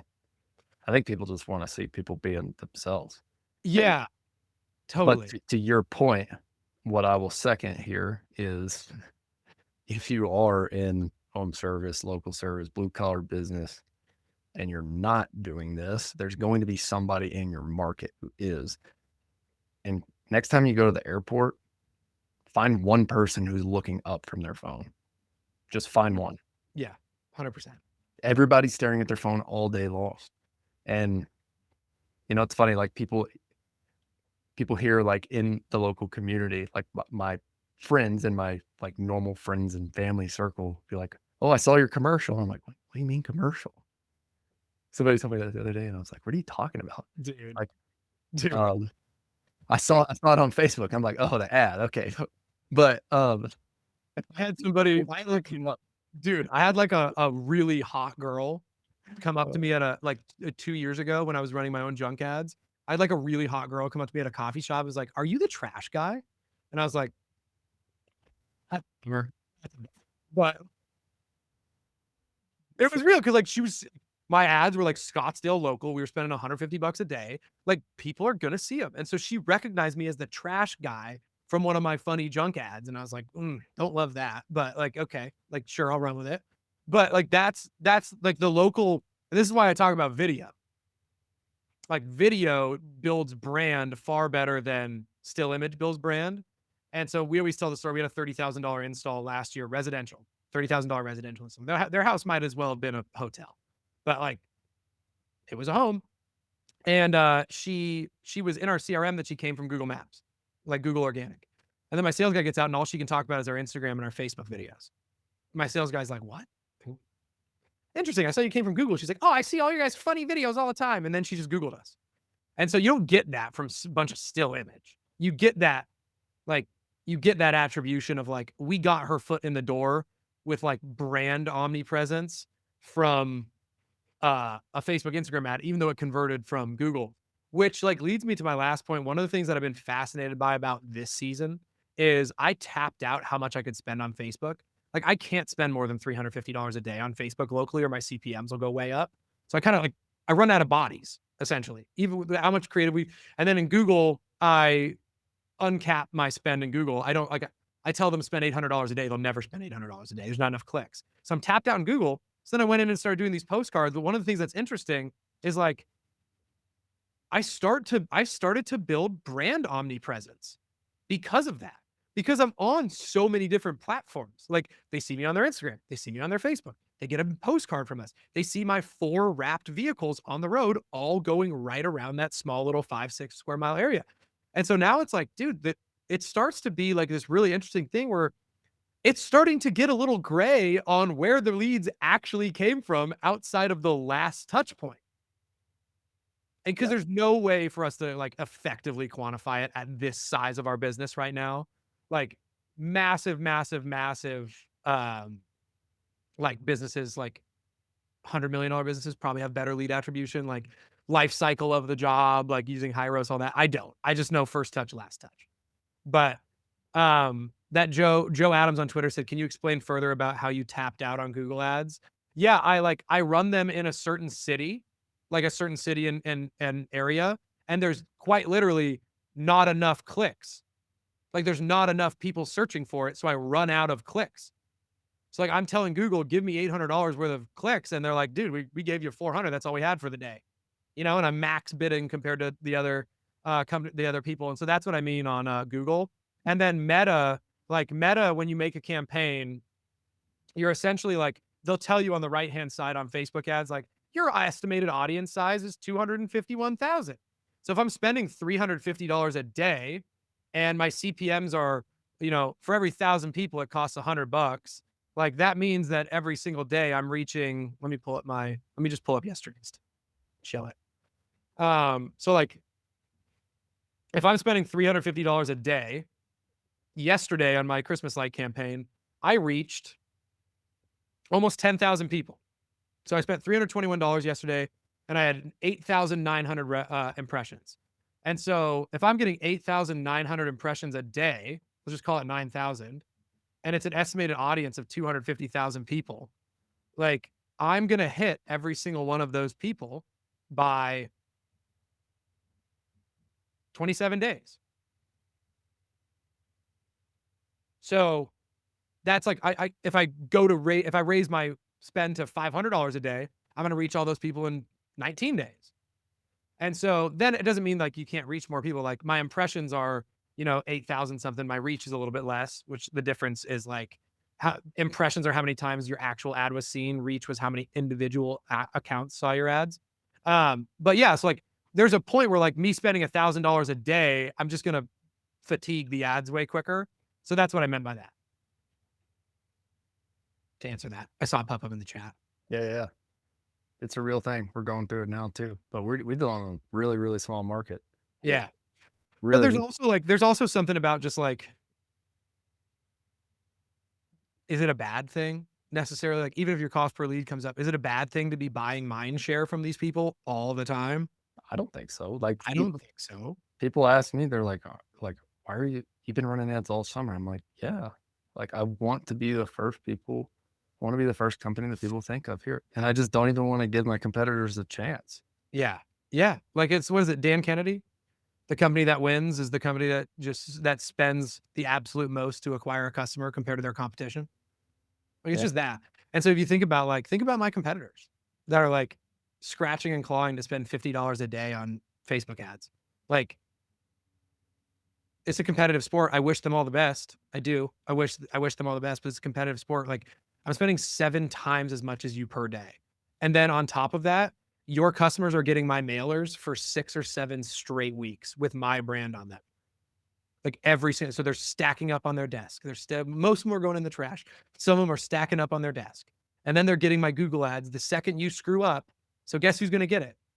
The person who's on the top. So the competitor screws up one time and they're looking for the new girlfriend. Well, I've been the guy best friend for the last 2 years, waiting in the trenches for you to screw up. I'm the guy best friend. So like now I have like brand omnipresence. So what's interesting is like my cost per lead has gone up everywhere, but my mind share in my market has also gone up. And I think that's like very hard to quantify, but it's no coincidence that our organic outpaced our paid for the first time ever in the 2024 season last year. So we acquired more customers from referrals and organic than we did from paid ads for the first time ever. That is like pretty much direct reflection of that. Does that make sense? Yeah, it makes complete sense. So yeah, I was gonna bring up a point. So in August, let's see, and we ask everybody who we have conversations with, where did you hear about us?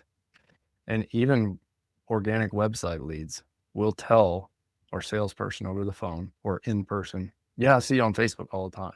So this is reinforced in my mind that we need to just be running Facebook ads all the time, because even if people aren't clicking on that right then and there to fill out the form, we're top of mind. So whenever they think about the tree removal service or doing fire mitigation on their property, they're searching for our name. You want to know what else is interesting?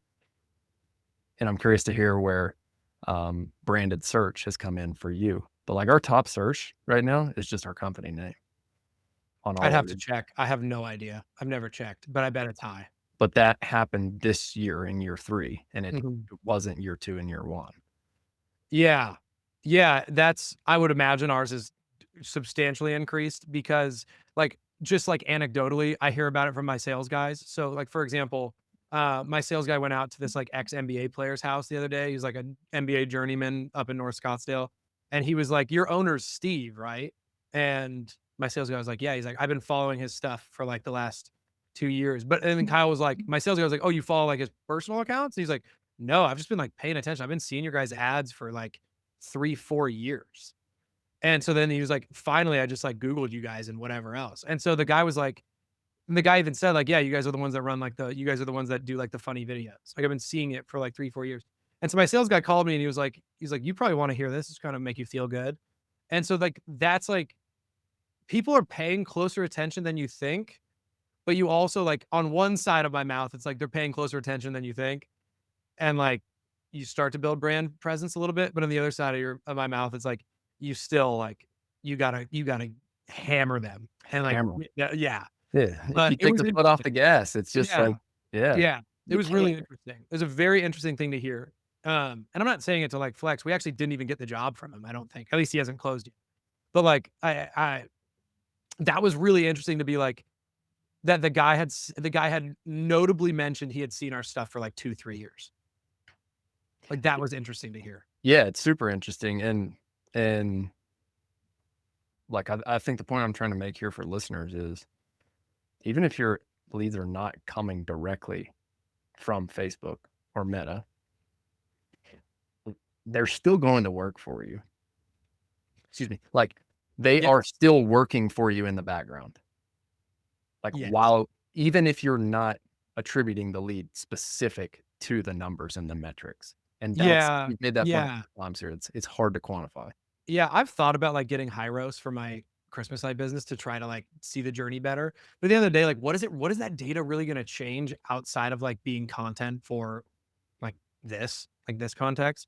But yeah, and the other thing that's really interesting is again, we talked about like pay attention to the guys who are way bigger than you. One of the things that I think is really fascinating is like you look at like the massive home service business. So like the Gettle plumbing or HVAC, whatever they do, electrical, whatever. You look at like A1 Garage Door. You look at like all these other guys. They all billboards to the nines, super expensive truck wraps, like not going cheap, kick charge branded truck wraps, vehicle wraps, all this other stuff. Like radio, they're doing radio in 2025. They're doing streaming ads. And I think like there's this balance where those guys like take like A1, for example, A1's in Phoenix. Like they've probably maxed out their profitability on Google pay-per-click. Like they've probably maxed out what they could do on Meta if they're even still running Meta. Like they've probably maxed out most of this other stuff. And so what happens to like every brand, regardless of size, is like eventually it changes from direct response into more brand awareness. And like, how do I become the first one on their mind? And so this is why I think the beauty of hyper-targeted Facebook ads are so good is they at a small scale do two things at once. And so the two things at once is generate leads and then build brand simultaneously. Generate leads, first name, last name, email, get the form filled out. And then they build your brand simultaneously because you're just popping up in that area. And so the reason I say it kind of is like a snowball, and we talk about this in HSA a lot, is like you run the ads in a targeted smaller area, like a 4 or 5 mile radius. Then what's going to happen is you're going to get jobs in that area. So now they're seeing your ads in a small area, and they're seeing your vehicles in a small area, and they're seeing you do stuff for their neighbors in a small area. The world is not that big. Like it's not that big. I have had 5 text messages this season of my trucks out on the road from my friends. I do not have a massive business. I have 4 vehicles on the road. My friends have seen them in traffic 5 times, and that's just the people who texted me. So like people are seeing it. People are seeing the ads. They're seeing your trucks out on the road. They're seeing all this other stuff. And so it's like, if you're not doing just like the basic stuff, like get the vehicle wrap, put the A-frame out, do the yard signs in every yard, do the Facebook ads locally, do the Google pay-per-click, like you're going to get your lunch eaten by the guys who are. Like if I opened a garage door company tomorrow, I would not go after Phoenix proper, the entire market, while A1 Garage Door has 19 separate Google business pages out here. I would pick a small subsection and I would concentrate there and then move on. Like you're not going to beat the 10,000 pound gorilla going toe to toe with them. I've never looked at their Google Maps strategy. Oh my gosh, So dude. Phoenix. So Yeah. how do they name their Fiat? Dude, I don't even know. I don't like, A1? I asked him about it briefly. He had some, Oh, they I do. mean, dude, the dude is like, the dude built publicly, like especially the last couple of years built publicly and like gets crap for it. And I'm like, dude, What do you mean? like, did you see, you're not on Twitter. Well, I am. I just Yeah, not lately. Yeah. Dude, like one of the guys, I really like his content. He's an HVAC guy. I can't remember his name. I think, hold on. He's, I quote tweeted his thing on Friday. He's one of the best follows on X, and I've never even talked to him. The guy's name is, hold on one sec. Let me find it. It's worth looking for. So it's interesting because they have their Google business profiles named all as A1 Garage Door Service. Yeah, dude, I don't know how he did it, but I mean, of course they found a way to do it. For sure. Right. Interesting. Okay. I think his name's Paul. Does that sound right? Paul, a big HVAC, like this is gonna bother me. I need to find it. Somebody in the chat talk about like somebody in the chat give me the name. He's one of the biggest HVAC companies, I think, out there. He's the one that had the viral tweet about HVAC sales going down in Q3 2025 and 2024 a little bit ago. Chris Hoffman. He doesn't even follow me back, but he is a CEO to 750 people. I think he's an HVAC. Anyway, he tweeted, my friend sold his garage door business for over 500 million in 2022. They were doing about 130 million in revenue, residential service and replacement, not new construction. And I quote tweeted it because in the replies, like, there's a lot of positivity, but there's a lot of people like, bullshit. No, he didn't. Like, that's no way. I know a guy who owns a construction company that did this. There's no way he got that multiple. And it's like, dude, like if every single piece of what that story is in books and on the internet, like it's out there. And I think it's so crazy to me that like that guy gave so much away for free, like so much. Like I've gone to even his paid like I went to his conference in Vegas, and like, dude, the amount of people, like the amount of absolute monster home service businesses that guy gets in a room for his conferences.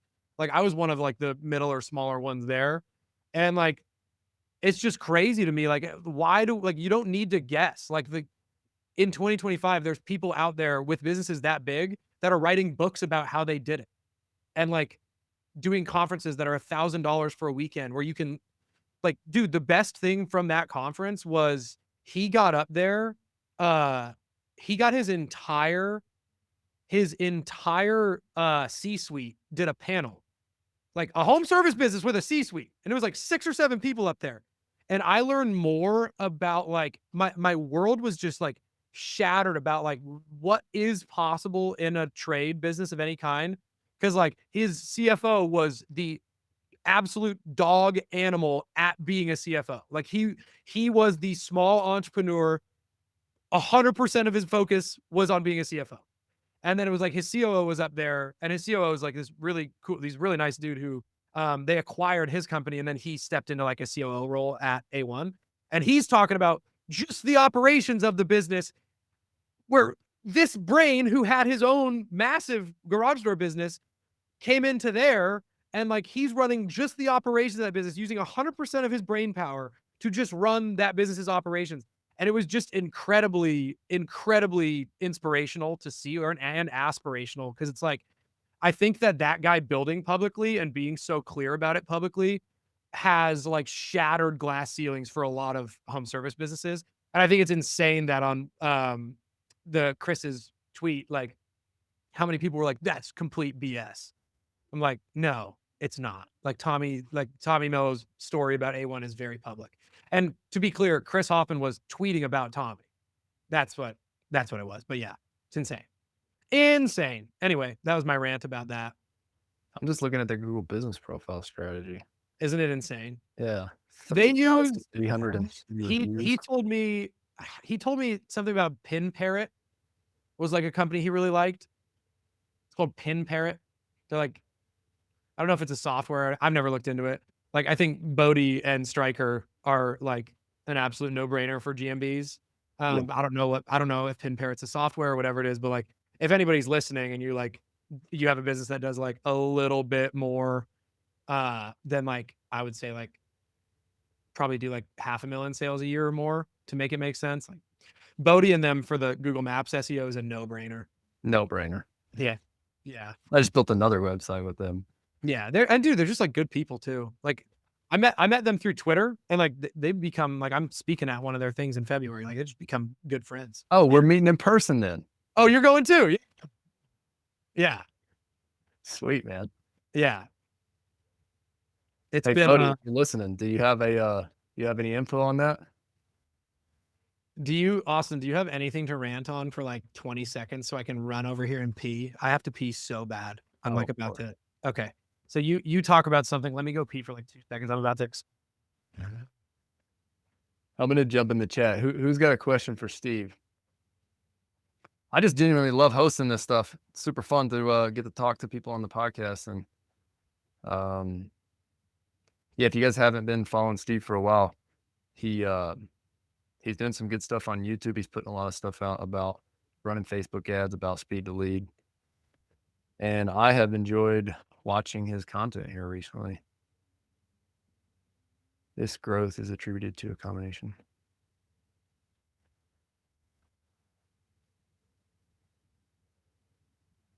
Yeah.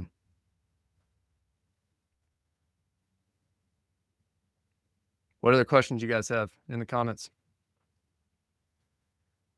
I think Steve's been super dialed on Facebook ads and speed to lead here. And so, yeah, my 2 main points coming into here was I just want to pick Steve's brain on Facebook ad strategy, how he thinks about filming creatives. And I think what's really interesting is that Steve has done this with a lower ticket item. So Facebook ads have been pretty easy for us in our business because we have such a high ticket service. So if any of the land clearing guys are listening to this and you're over on the OWNR OPS group, like, you know that if you've watched any of the videos in there, we're all in on Facebook ads because it's such a high ticket service. And so it makes complete sense to run Facebook ads for that. And I just love how Steve has qualified, and I'm going to take a few tidbits from that and go update our inbound lead form, because what I've noticed here, since we've exhausted our audience, and like, we're in a super small market here. Somebody the other day was like, man, I don't know if I only have like 300,000 people in this market. I'm like, dude, I got 30,000 people market. So go talk to me about small market. What we've seen from our ads is that as we've exhausted the audience, like it's pushing wider and wider and wider. And we have some geographical constraints until we go expand and build our next crew and our next location. And we have this, we were talking about this. If you guys are joining late, Steve and I were talking about the operational constraints of building seasonal businesses. So ours is similar. We do have more months than Steve does. He's got to get his in 2 months. Unfortunately, like, even still, it's like 2 months, but it's really like 40 days because everybody wants it in November. Actually, it's like 30 days, like November 15th to December 10th is like really when everybody wants it. Yeah, it's not fun. I'm Steve on Instagram, stoked he's on X. Dude, do you all promote your businesses on X? The answer is no. Like, X for me is just a way to meet other people like Steve so we can talk shop behind the scenes or on a live stream. And I don't remember if we were on record or not, but my whole reason for doing the podcast, like, is purely like, my motives in this are literally to talk to other guys who are pushing the limits in their business, do it in a way where I can learn some cool things to push myself, and then do it in a public format to where other people who are in our industries can learn the same things. And so, yeah, I hope that you guys are out of these live streams. Yeah, I also just like, I naturally gravitate towards, like, there's so many people making content, and I think very few people make it transparently, and like talk about the bad. So I always gravitated towards your stuff because, like, I'd watched some of your stuff and some of your other interviews, and like very little guru energy to it, which is like something that I'm even constantly aware of it myself, because like, on one side, you can talk about like being an industry expert all day long in like a certain field or whatever. But I think it's like, if you're going to go down the like talk about business path, I think you got to share like the stuff that's really happening. Like one of the things I talked about the other day was like we hired 15 guys. We were down to 13 on day 2 of the first crowd. I think we were down to 12 on day 3. And it's like, I think if somebody watches like a guy who makes a bunch of content about home service businesses on X or, YouTube or whatever else, and they don't share that, then the people who are your audience are going to be like, well, maybe I just suck. It's like, dude, that's part of the game. Like, that is 100% part of the game. Share the suck. Yeah. Like, yeah, dude, I don't know. Like I shared yesterday, like we were kind of struggling in sales, like not struggling, but like it's stressing me out for October because we just have so much bandwidth with the install crews this year that I want to fill their schedules. And then I think today we closed like 30 something thousand today. So I guess it worked out. But yesterday I was losing some. Dude, like small business or entrepreneurship, the highs are so high and the lows are so low. And I'll tell you one thing that I was thinking about last week, maybe it was the week before. It felt hard. Like for whatever reason, everything felt hard. And it was just like I was in the trough. And I've been there multiple times. And in the past, I think early on in business, that's where you just are like, man, the idea is wrong. The idea is off. Or, you just listen to this devil on your shoulder that tells you, oh, you're not good enough. You can't do it. Like you should just quit now and go back to do this other thing. And then I've just learned multiple times that whenever there is something that's pushing hard against, like you feel that resistance, there's usually something good on the other side. And so I'm curious if you felt that too. Yeah. Like the most like lucrative couple months that I've felt financially came after the worst couple months. So like, depending on how far you want to zoom out. So like for me, Go for it. I'm going to pee too. no, please do. Yeah. For anybody listening, and yes, I had to pee when I got on with Austin, and we've been talking for an hour and 53 minutes. So I really had to pee now. So thank you guys for being patient with me as I piddled. But yeah, to go off what Austin said, like I've been pretty like in the old YouTube videos, I've talked about it a few times. I know some people watch my YouTube, some people don't. I almost went bankrupt at the middle of 2022, end of 2021, whatever, between my second and third and fourth. At the end of my third Christmas season, I almost went bankrupt. And I almost went bankrupt for a variety of different reasons. The main one was I was a terrible business owner. The other reasons were things out of my control. My brother died on October 10th or something like that season. That certainly didn't help with productivity, flying to Seattle to help my parents book a crematorium and all this other stuff. But what Austin asked was, he was like, why? Like he felt these stages of like where it felt like he was like, pushing a rock up a mountain. And then like when you get to that friction point, typically that's where you're like, you're close a lot of the time. And so for me, it was like in that December, we had sold, more revenue than ever before. That was 3-4 years ago, whatever that is. 3-4 seasons ago. We had sold however much revenue, more than we did the year prior. But like I actually made substantially less profit. So much less that the only reason I didn't file for bankruptcy, like truly like personal bankruptcy, because all of my vehicles were tied to my personal name and all that jazz, was I was able to convince enough of our customers in January to let me take 50% deposits for the next season so that I could stay afloat. And then on top of that, I paid rent on a credit card because yes, my apartment could let me do that, that entire year for like a 9%, 12% surcharge or something like that. So that's what I did. And then the point of that was like, that was like, I was laying in bed, like counting how many payrolls I could make if I sold my car cash. And then, 3 years later, I'm not pretending that I'm rich now by any means, but like, I don't have any debt. I'm debt free. And I am going to Disney World next week. So it's not all bad these days, but, yeah, it's Austin. You're exactly right. Like it was pretty bleak. And so if you look at like that moment where it was bleak, and then you're like, if you were to tell Steve at that moment, like, hey, 2.5, 3 years from now, you'll be all right. You'll be debt free. You'll have 2 businesses that are doing okay. I probably wouldn't have believed you. But yeah, it was the darkest, what is it? The night is always darkest before the dawn or something like that. That was definitely true in my case. What was your situation, Austin? Was it just sales pressure or what? Anytime I like do a big push on making a decision and Yeah, like for us, we had to make a big decision on pulling the team back together to focus on this one service, right? And sometimes it just feels like when you're in business, it's like, okay, let's go do these things. So you're spread really, really wide and then harness everything back in. And so sometimes there's time in between where it just takes time to kick back in, right? It's not like you can just make that decision and change. Yeah.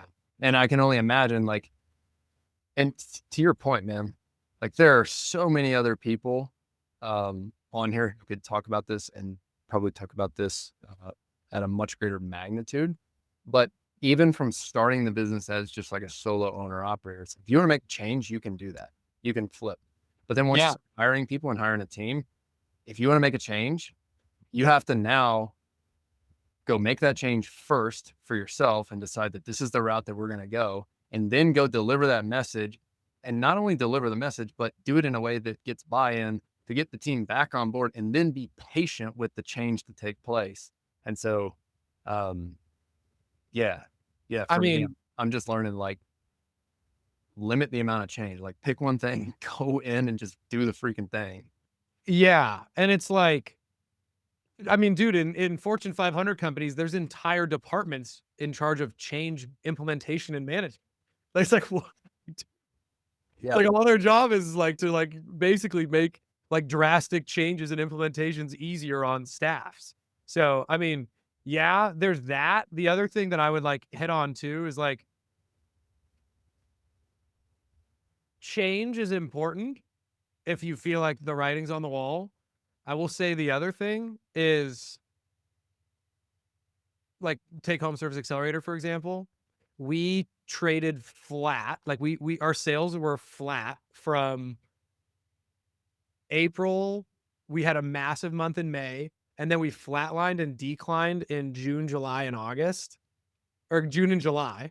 It's a 90 days of like, where I'm like, I'm doing all the right things. I have a bunch of happy customers and I'm doing less sales.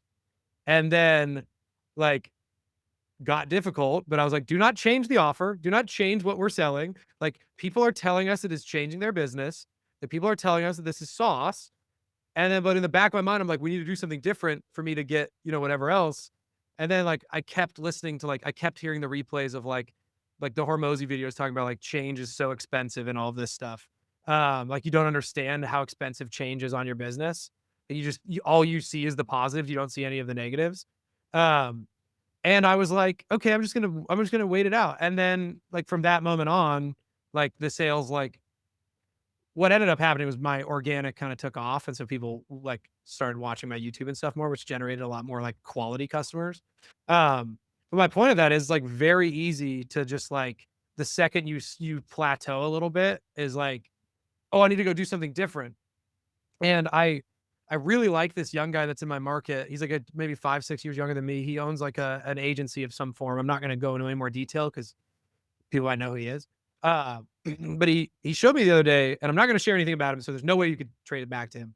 But he showed me his Stripe the other day, and he showed me like when you open Stripe and you can see like a year, right? Or you can zoom out, you can see like, and it shows you a graph of your sales per month. And so it'll show you like, the graph, if March was 50K, it's here, and then 40K April's here, and then 60K June's here, and it shows you your graph. And he shows me this graph, and he goes like, yeah, man, like, I don't know, I tried something new, and like, I'm really struggling. I did 10K last month. And I said, show me the 1 year. And he shows me the 1 year, and he went 40K like May, 50K June, 55K July, like 52K August, 59 or 60K September, or no, it was to August. So like ended in August. And then in September, he did 10K. And I looked at his map and I said, I don't need to know, like, I looked at his chart and I said, like, I don't need to know what you changed. I just need to tell you, like, what you did was wrong. Like, you had grown the business for 4 straight months and you got antsy because it wasn't fast enough for you.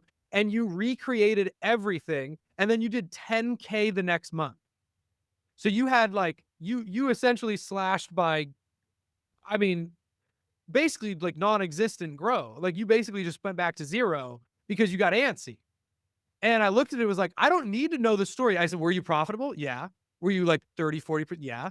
Then why did you change something? Oh, it was like, it was this. And we wanted to try going like national with this. And I said, don't do that.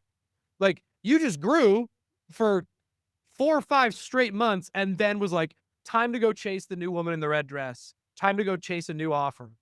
And then now you did not calculate the cost of change. And the cost of change was $45,000 a month that you lost because you wanted to go chase a woman in the red dress while you were still growing. And so I think change is important, but also I think staying power is more important. And like staying power in my business is like, dude, it is substantially easier to run Valley Christmas in year 6 than it was in year 1 and 2, because I have 600, and I tweeted yesterday, now we've sold like 30 something, 5,000, like $640,000 of booked sales this year on October 20th. Last year on October 20th, it was like 205,000. Substantially easier to run a business when I have $600,000 on the books already. It's like substantially easier to financially model that than it is to like hope that you're going to sell something. And so it's not because I'm such a great entrepreneur. It's because I've been doing the same thing for 6 straight years now. Like I watched a lot of my competitors like go like, oh, I'm going to start adding reindeer to my displays. I'm going to start adding like this. I'm going to start doing like, I could make a little bit more money if I started syncing lights to music and color. It's like, sure, man, maybe you did. Probably not. And we've just been doing the same thing and optimizing it for 6 years now. Same brand, same thing, few additions here or there. But like, I think there's a lot to just not chasing the woman in the red dress in this world, especially. And a lot of the time in home services, that comes down to like not adding a service. Yeah, that's a great point to make right there. Let's do this. Let's do one more round of one more Dude, round I just opened the Twitter. We had 300 people on here. Let's 320. That's a lot of people. why don't you give those 320 people They're all working, listening to it quietly. give those 300 people the top 3 things, the top 3 most important things to do with your Google business profile if you're in Ooh. home service. Shout out to Bodie. Bodie put me onto this. All of my Google business content is just essentially a echo chamber of my calls with Bodie. I even use their videos in my school group. I'm like, hey man, I'm just gonna recreate this stuff, or I could just like text Andy. I'm like, you cool if I just like promote you guys in here? Because he's like, yeah, of course. Yeah. Okay. So 3 things to improve a Google business page. Number 1, get a pin. Find a way to get an address pin. Like if you really do the math is like go find a $500 a month warehouse in your area, like a small space that you can get mail to, maybe a Regis, maybe something like that. Find a way, because I'm telling you, you'd spend $1,000 on ads. Like you'd spend $1,000, $2,000 on ads per month, but people won't go get a pin for $500 to $1,000 a month just to have an address because you can't get out of your house anymore. So that'd be number 1, because like on Friday, we sold a $9,000 job that was Google Business Organic. $9,257, something like that. Google Business Organic. Free money. Anything better than a paid job is a free job. So that's 1. So the pin. The other thing is like, if you look at my Valley Christmas page and you look at like my most relevant reviews, you'll see a trend. And what Google says is most relevant is largely like the majority of them are photo reviews. So like, don't guess. Google's algorithm says most relevant. That is Google telling you like, this is what we like. We like these reviews. What all like 7 out of 10 of those reviews have in common? They're photo reviews. So I think that's a huge portion too. And I think a lot of people sleep on that. And then the third thing, and this was crazy. Bodie and I were going to make a video about this, and then I got really busy.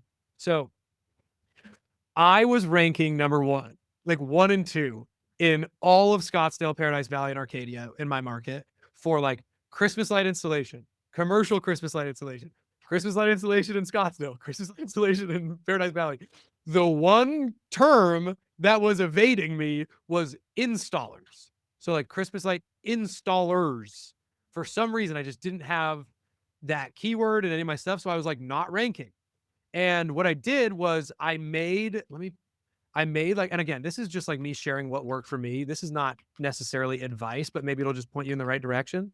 Dude, I made a update where I used Christmas light installers and like the keyword Paradise Valley, Scottsdale. So we had like an update that mentioned Christmas light installers, holiday light installers. And then I made a service, like a product service thing. And it was Christmas light installers, full temporary Christmas light installers everywhere. And dude, let me pull up the SEMrush report so that I could just prove how insane this was. Dude, it went from unranked to like number one. Did Like, you do the service and the product thing? yes. Yeah. Okay, let me find it. And then link back. Yeah. It was like holiday light installers. Let me find it here. It's gonna take me a second. So Bodie's been on the podcast before, and he shared this as a strategy, and I meant to go do it immediately after that podcast, and you know how it goes. It's like You get busy. just get busy and stop thinking. It was like a year later, like automatic again, and I did it, and it's it works. Dude, okay, I found it. This is insane. Okay, let me share my screen. But again, this is why I think our content sells, because like we're like people enjoy listening to this kind of stuff because this is very real. Like this is exactly what I did and I fixed it, and you could see it in the data. So it's July 29th, right? Christmas light installers. I was absolutely cooked. I could not rank anywhere. Like, I don't know what it was. Like Christmas light installers, I was cooked. I make the change with Bodie on like August 5th or something like that. We start like, oh, weird pop-up. Then August 12th, boom. And this is like 2 weeks after making those changes. Crazy. Dude, but what's like crazy is like, look at like everything else. Everything else I was printing the whole time. Like, we've had like a bunch of competition open up in this area, so life goes on. Like, we're even doing better now, so I guess it doesn't even matter. Like, see that?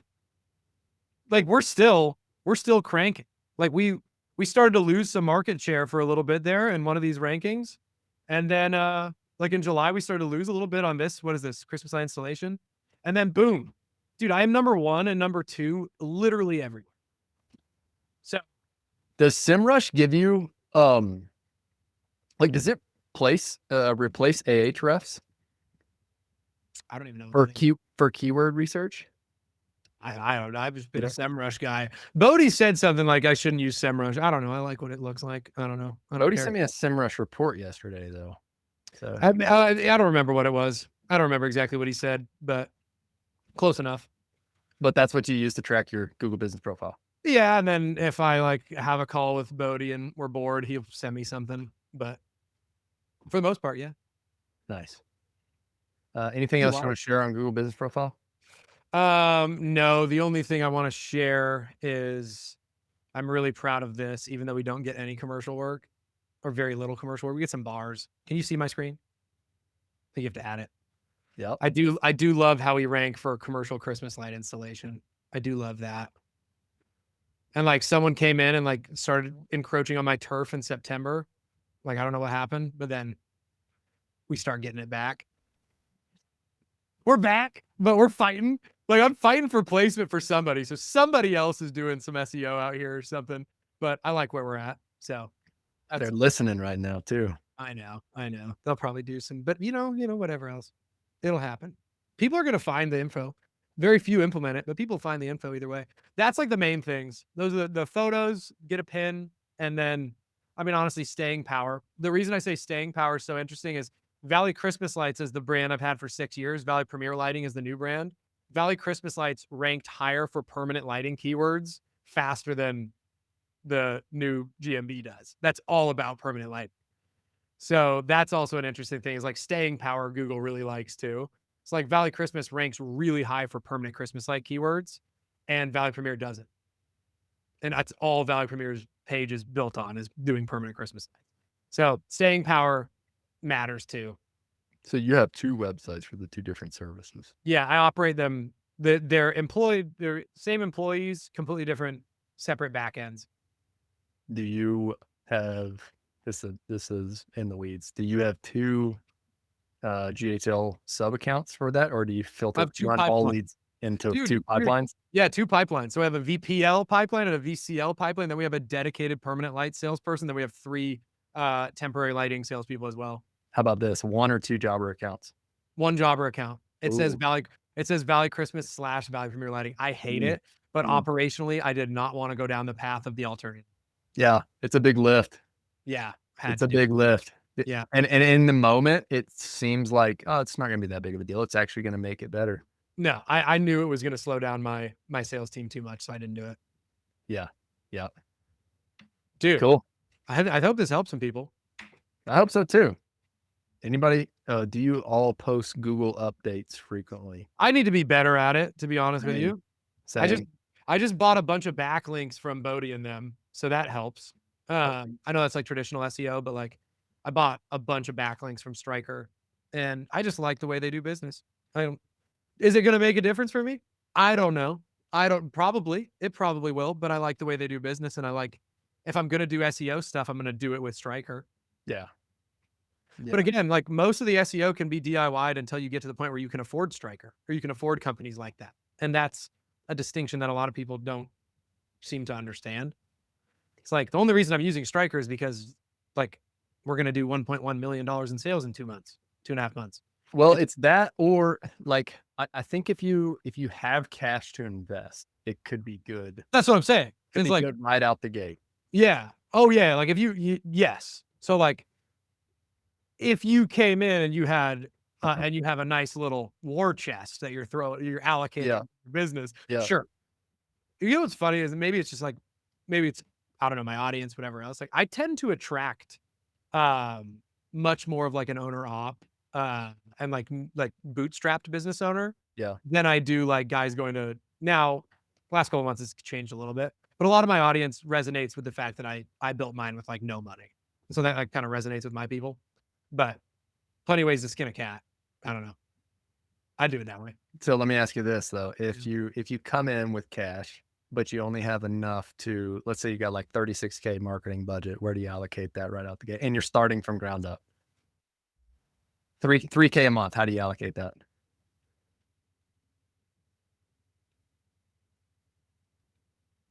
Facebook ads will give me more leads than Google will. And because there's more leads, I know long-term I'm building like a pretty good mailing list.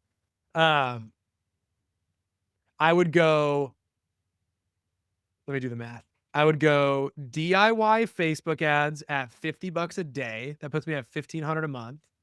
And then if I was in a business that could do LSAs, I would do that for $1,000 to $1,500 a month. If it was penciling, I would kill it if it doesn't after 2-3 weeks, pretty quick. And then I would DIY my SEO. My Maps SEO, because that's like how quick you can get it.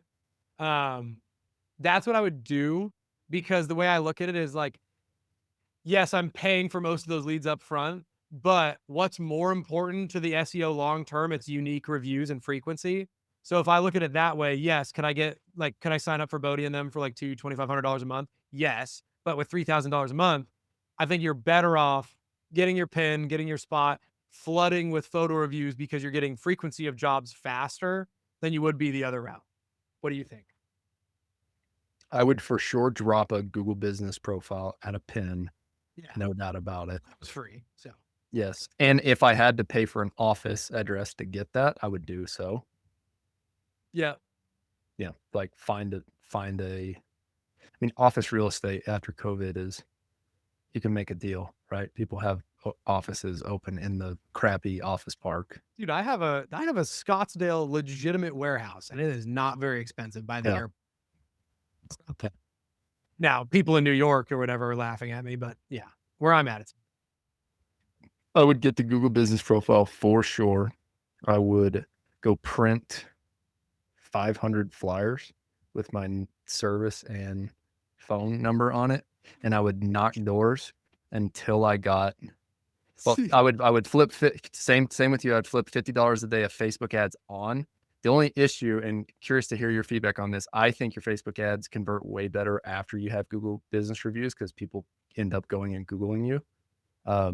So like I just would data to back that up, but I probably agree with it. I wouldn't have any expectations in the beginning of Facebook ads is all I'm trying to say. Yeah. But I'll literally go hustle as hard as I could, knocking doors, hand out the flyers. It's literally just like, hey, my name's Austin. I started a tree service business. If you or any of your neighbors ever need it, here's my number. Just give me a call. How about that tree right there? Want me to knock it out? And then I'd just be like, I'll give you a crazy deal for this. And I would do it for a crazy deal in exchange for a 5-star review. And I'd get the I like that. I agree. I think that's great. I'm a diva and I door knock for 3.5 years. And I told myself I would never knock a door again when I started a Christmas light business. So I think you're right, like for the listeners, but I will not lie. I will never, ever knock a door again. Ever. So here's the only reason I make the point. It's that I see way too many people like wanting to jump into this digital ad stuff. And like, I would be willing to bet you had some stories early on when you were starting where you were just like, I just had to buckle down and go get the next job and figure out a way to do it. Yes, no? Dude, I wish I could make myself look better and be like, oh, I door knocked, but when my back was against the wall. Dude, no, I advertised to a fault in my first year. I spent too much on ads. Like I cranked Google pay-per-click in year 1 till the cows came home. I paid a Facebook agency.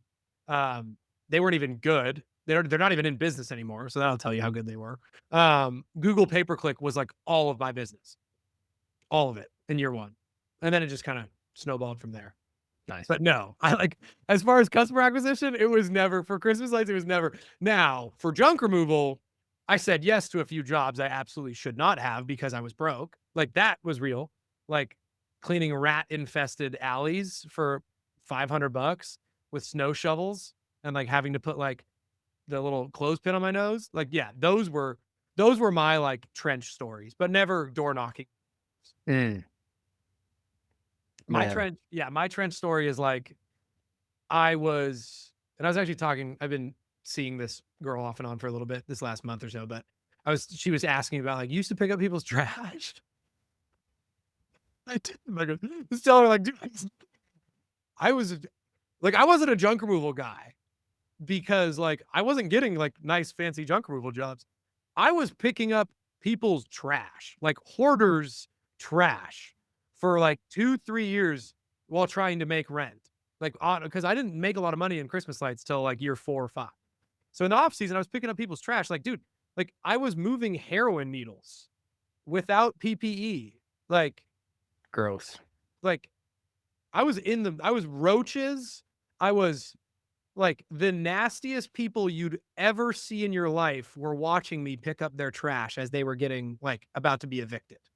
Like, I got it out of the mud in that context, but I never. So when I say I'm a diva because I didn't door knock, dude, no one has a worse, like in my opinion, like a more like gross rags to no longer rags story than me picking up like roach infested heroin needle trash for 2 years. That's gross, dude.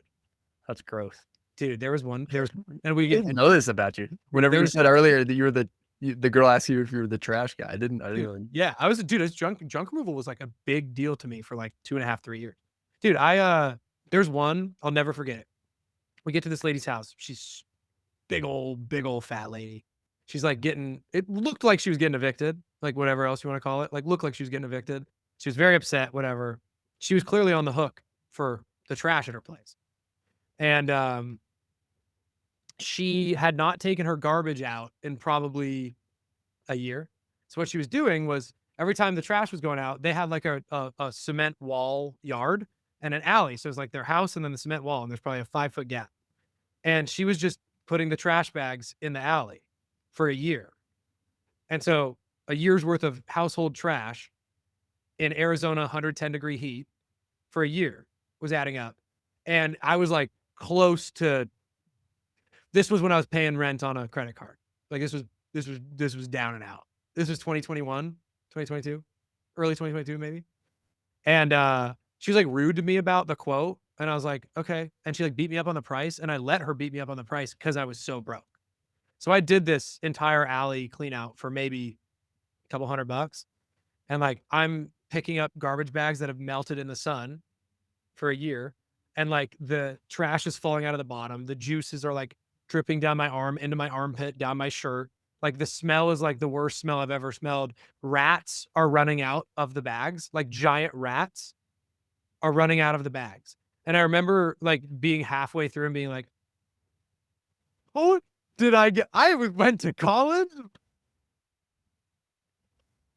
I did $100,000 in sales and Christmas lights in my first year. Like, I thought this was over. I was rich. And, dude, like, nothing ever comes close to like stressing me out now because of that. Like bad ad days, bad sales days. I'm like, at least I'm not picking up rat nests with a snow shovel and like Home Depot gardening gloves. At least I'm not doing that. So no door knocking, but I did do that for a long Nope. time. All right. Well, let's end on that. Gross enough price. Let's end on that lovely story. That feel good story. He literally was the trash guy. He says some hot girl in Arizona was asking him if he was the trash guy, and he literally was the trash guy. I was. You were. Steve, this has been great. It's been too much fun. I always thanks for learn having so me much on, from dude. you whenever I talk to you. So Yeah, thanks for sharing what you share. And yeah, I appreciate you making time here to do this. Dude, I appreciate it, man. I think your content is some of the best in the game, man. I appreciate how genuine and real it is. So keep it up. I'll come on anytime. Sweet. Thanks, man. Yeah, dude. Well, listeners, thanks again for listening. This is I'm not even gonna do like a podcast X. This is just a live stream. So if you're tuning in on X or YouTube, thanks for tuning in. Steve and I will probably do more of these. If for sure. If you guys like this stuff, I mean, plenty of people chiming in here. So let us know. Steve's on X. I'm on X too. And so just let us know what topics. I mean, specifically, if you guys are joining late, Steve's really good at running ads. He's really good at building systems. And so that's the baseline of where our conversations are going to keep going. If there's anything else that you have specific questions on, just reach out to us and we'll cover it next time. Peace out, gang. Thanks for having me on, man. All right. See you guys.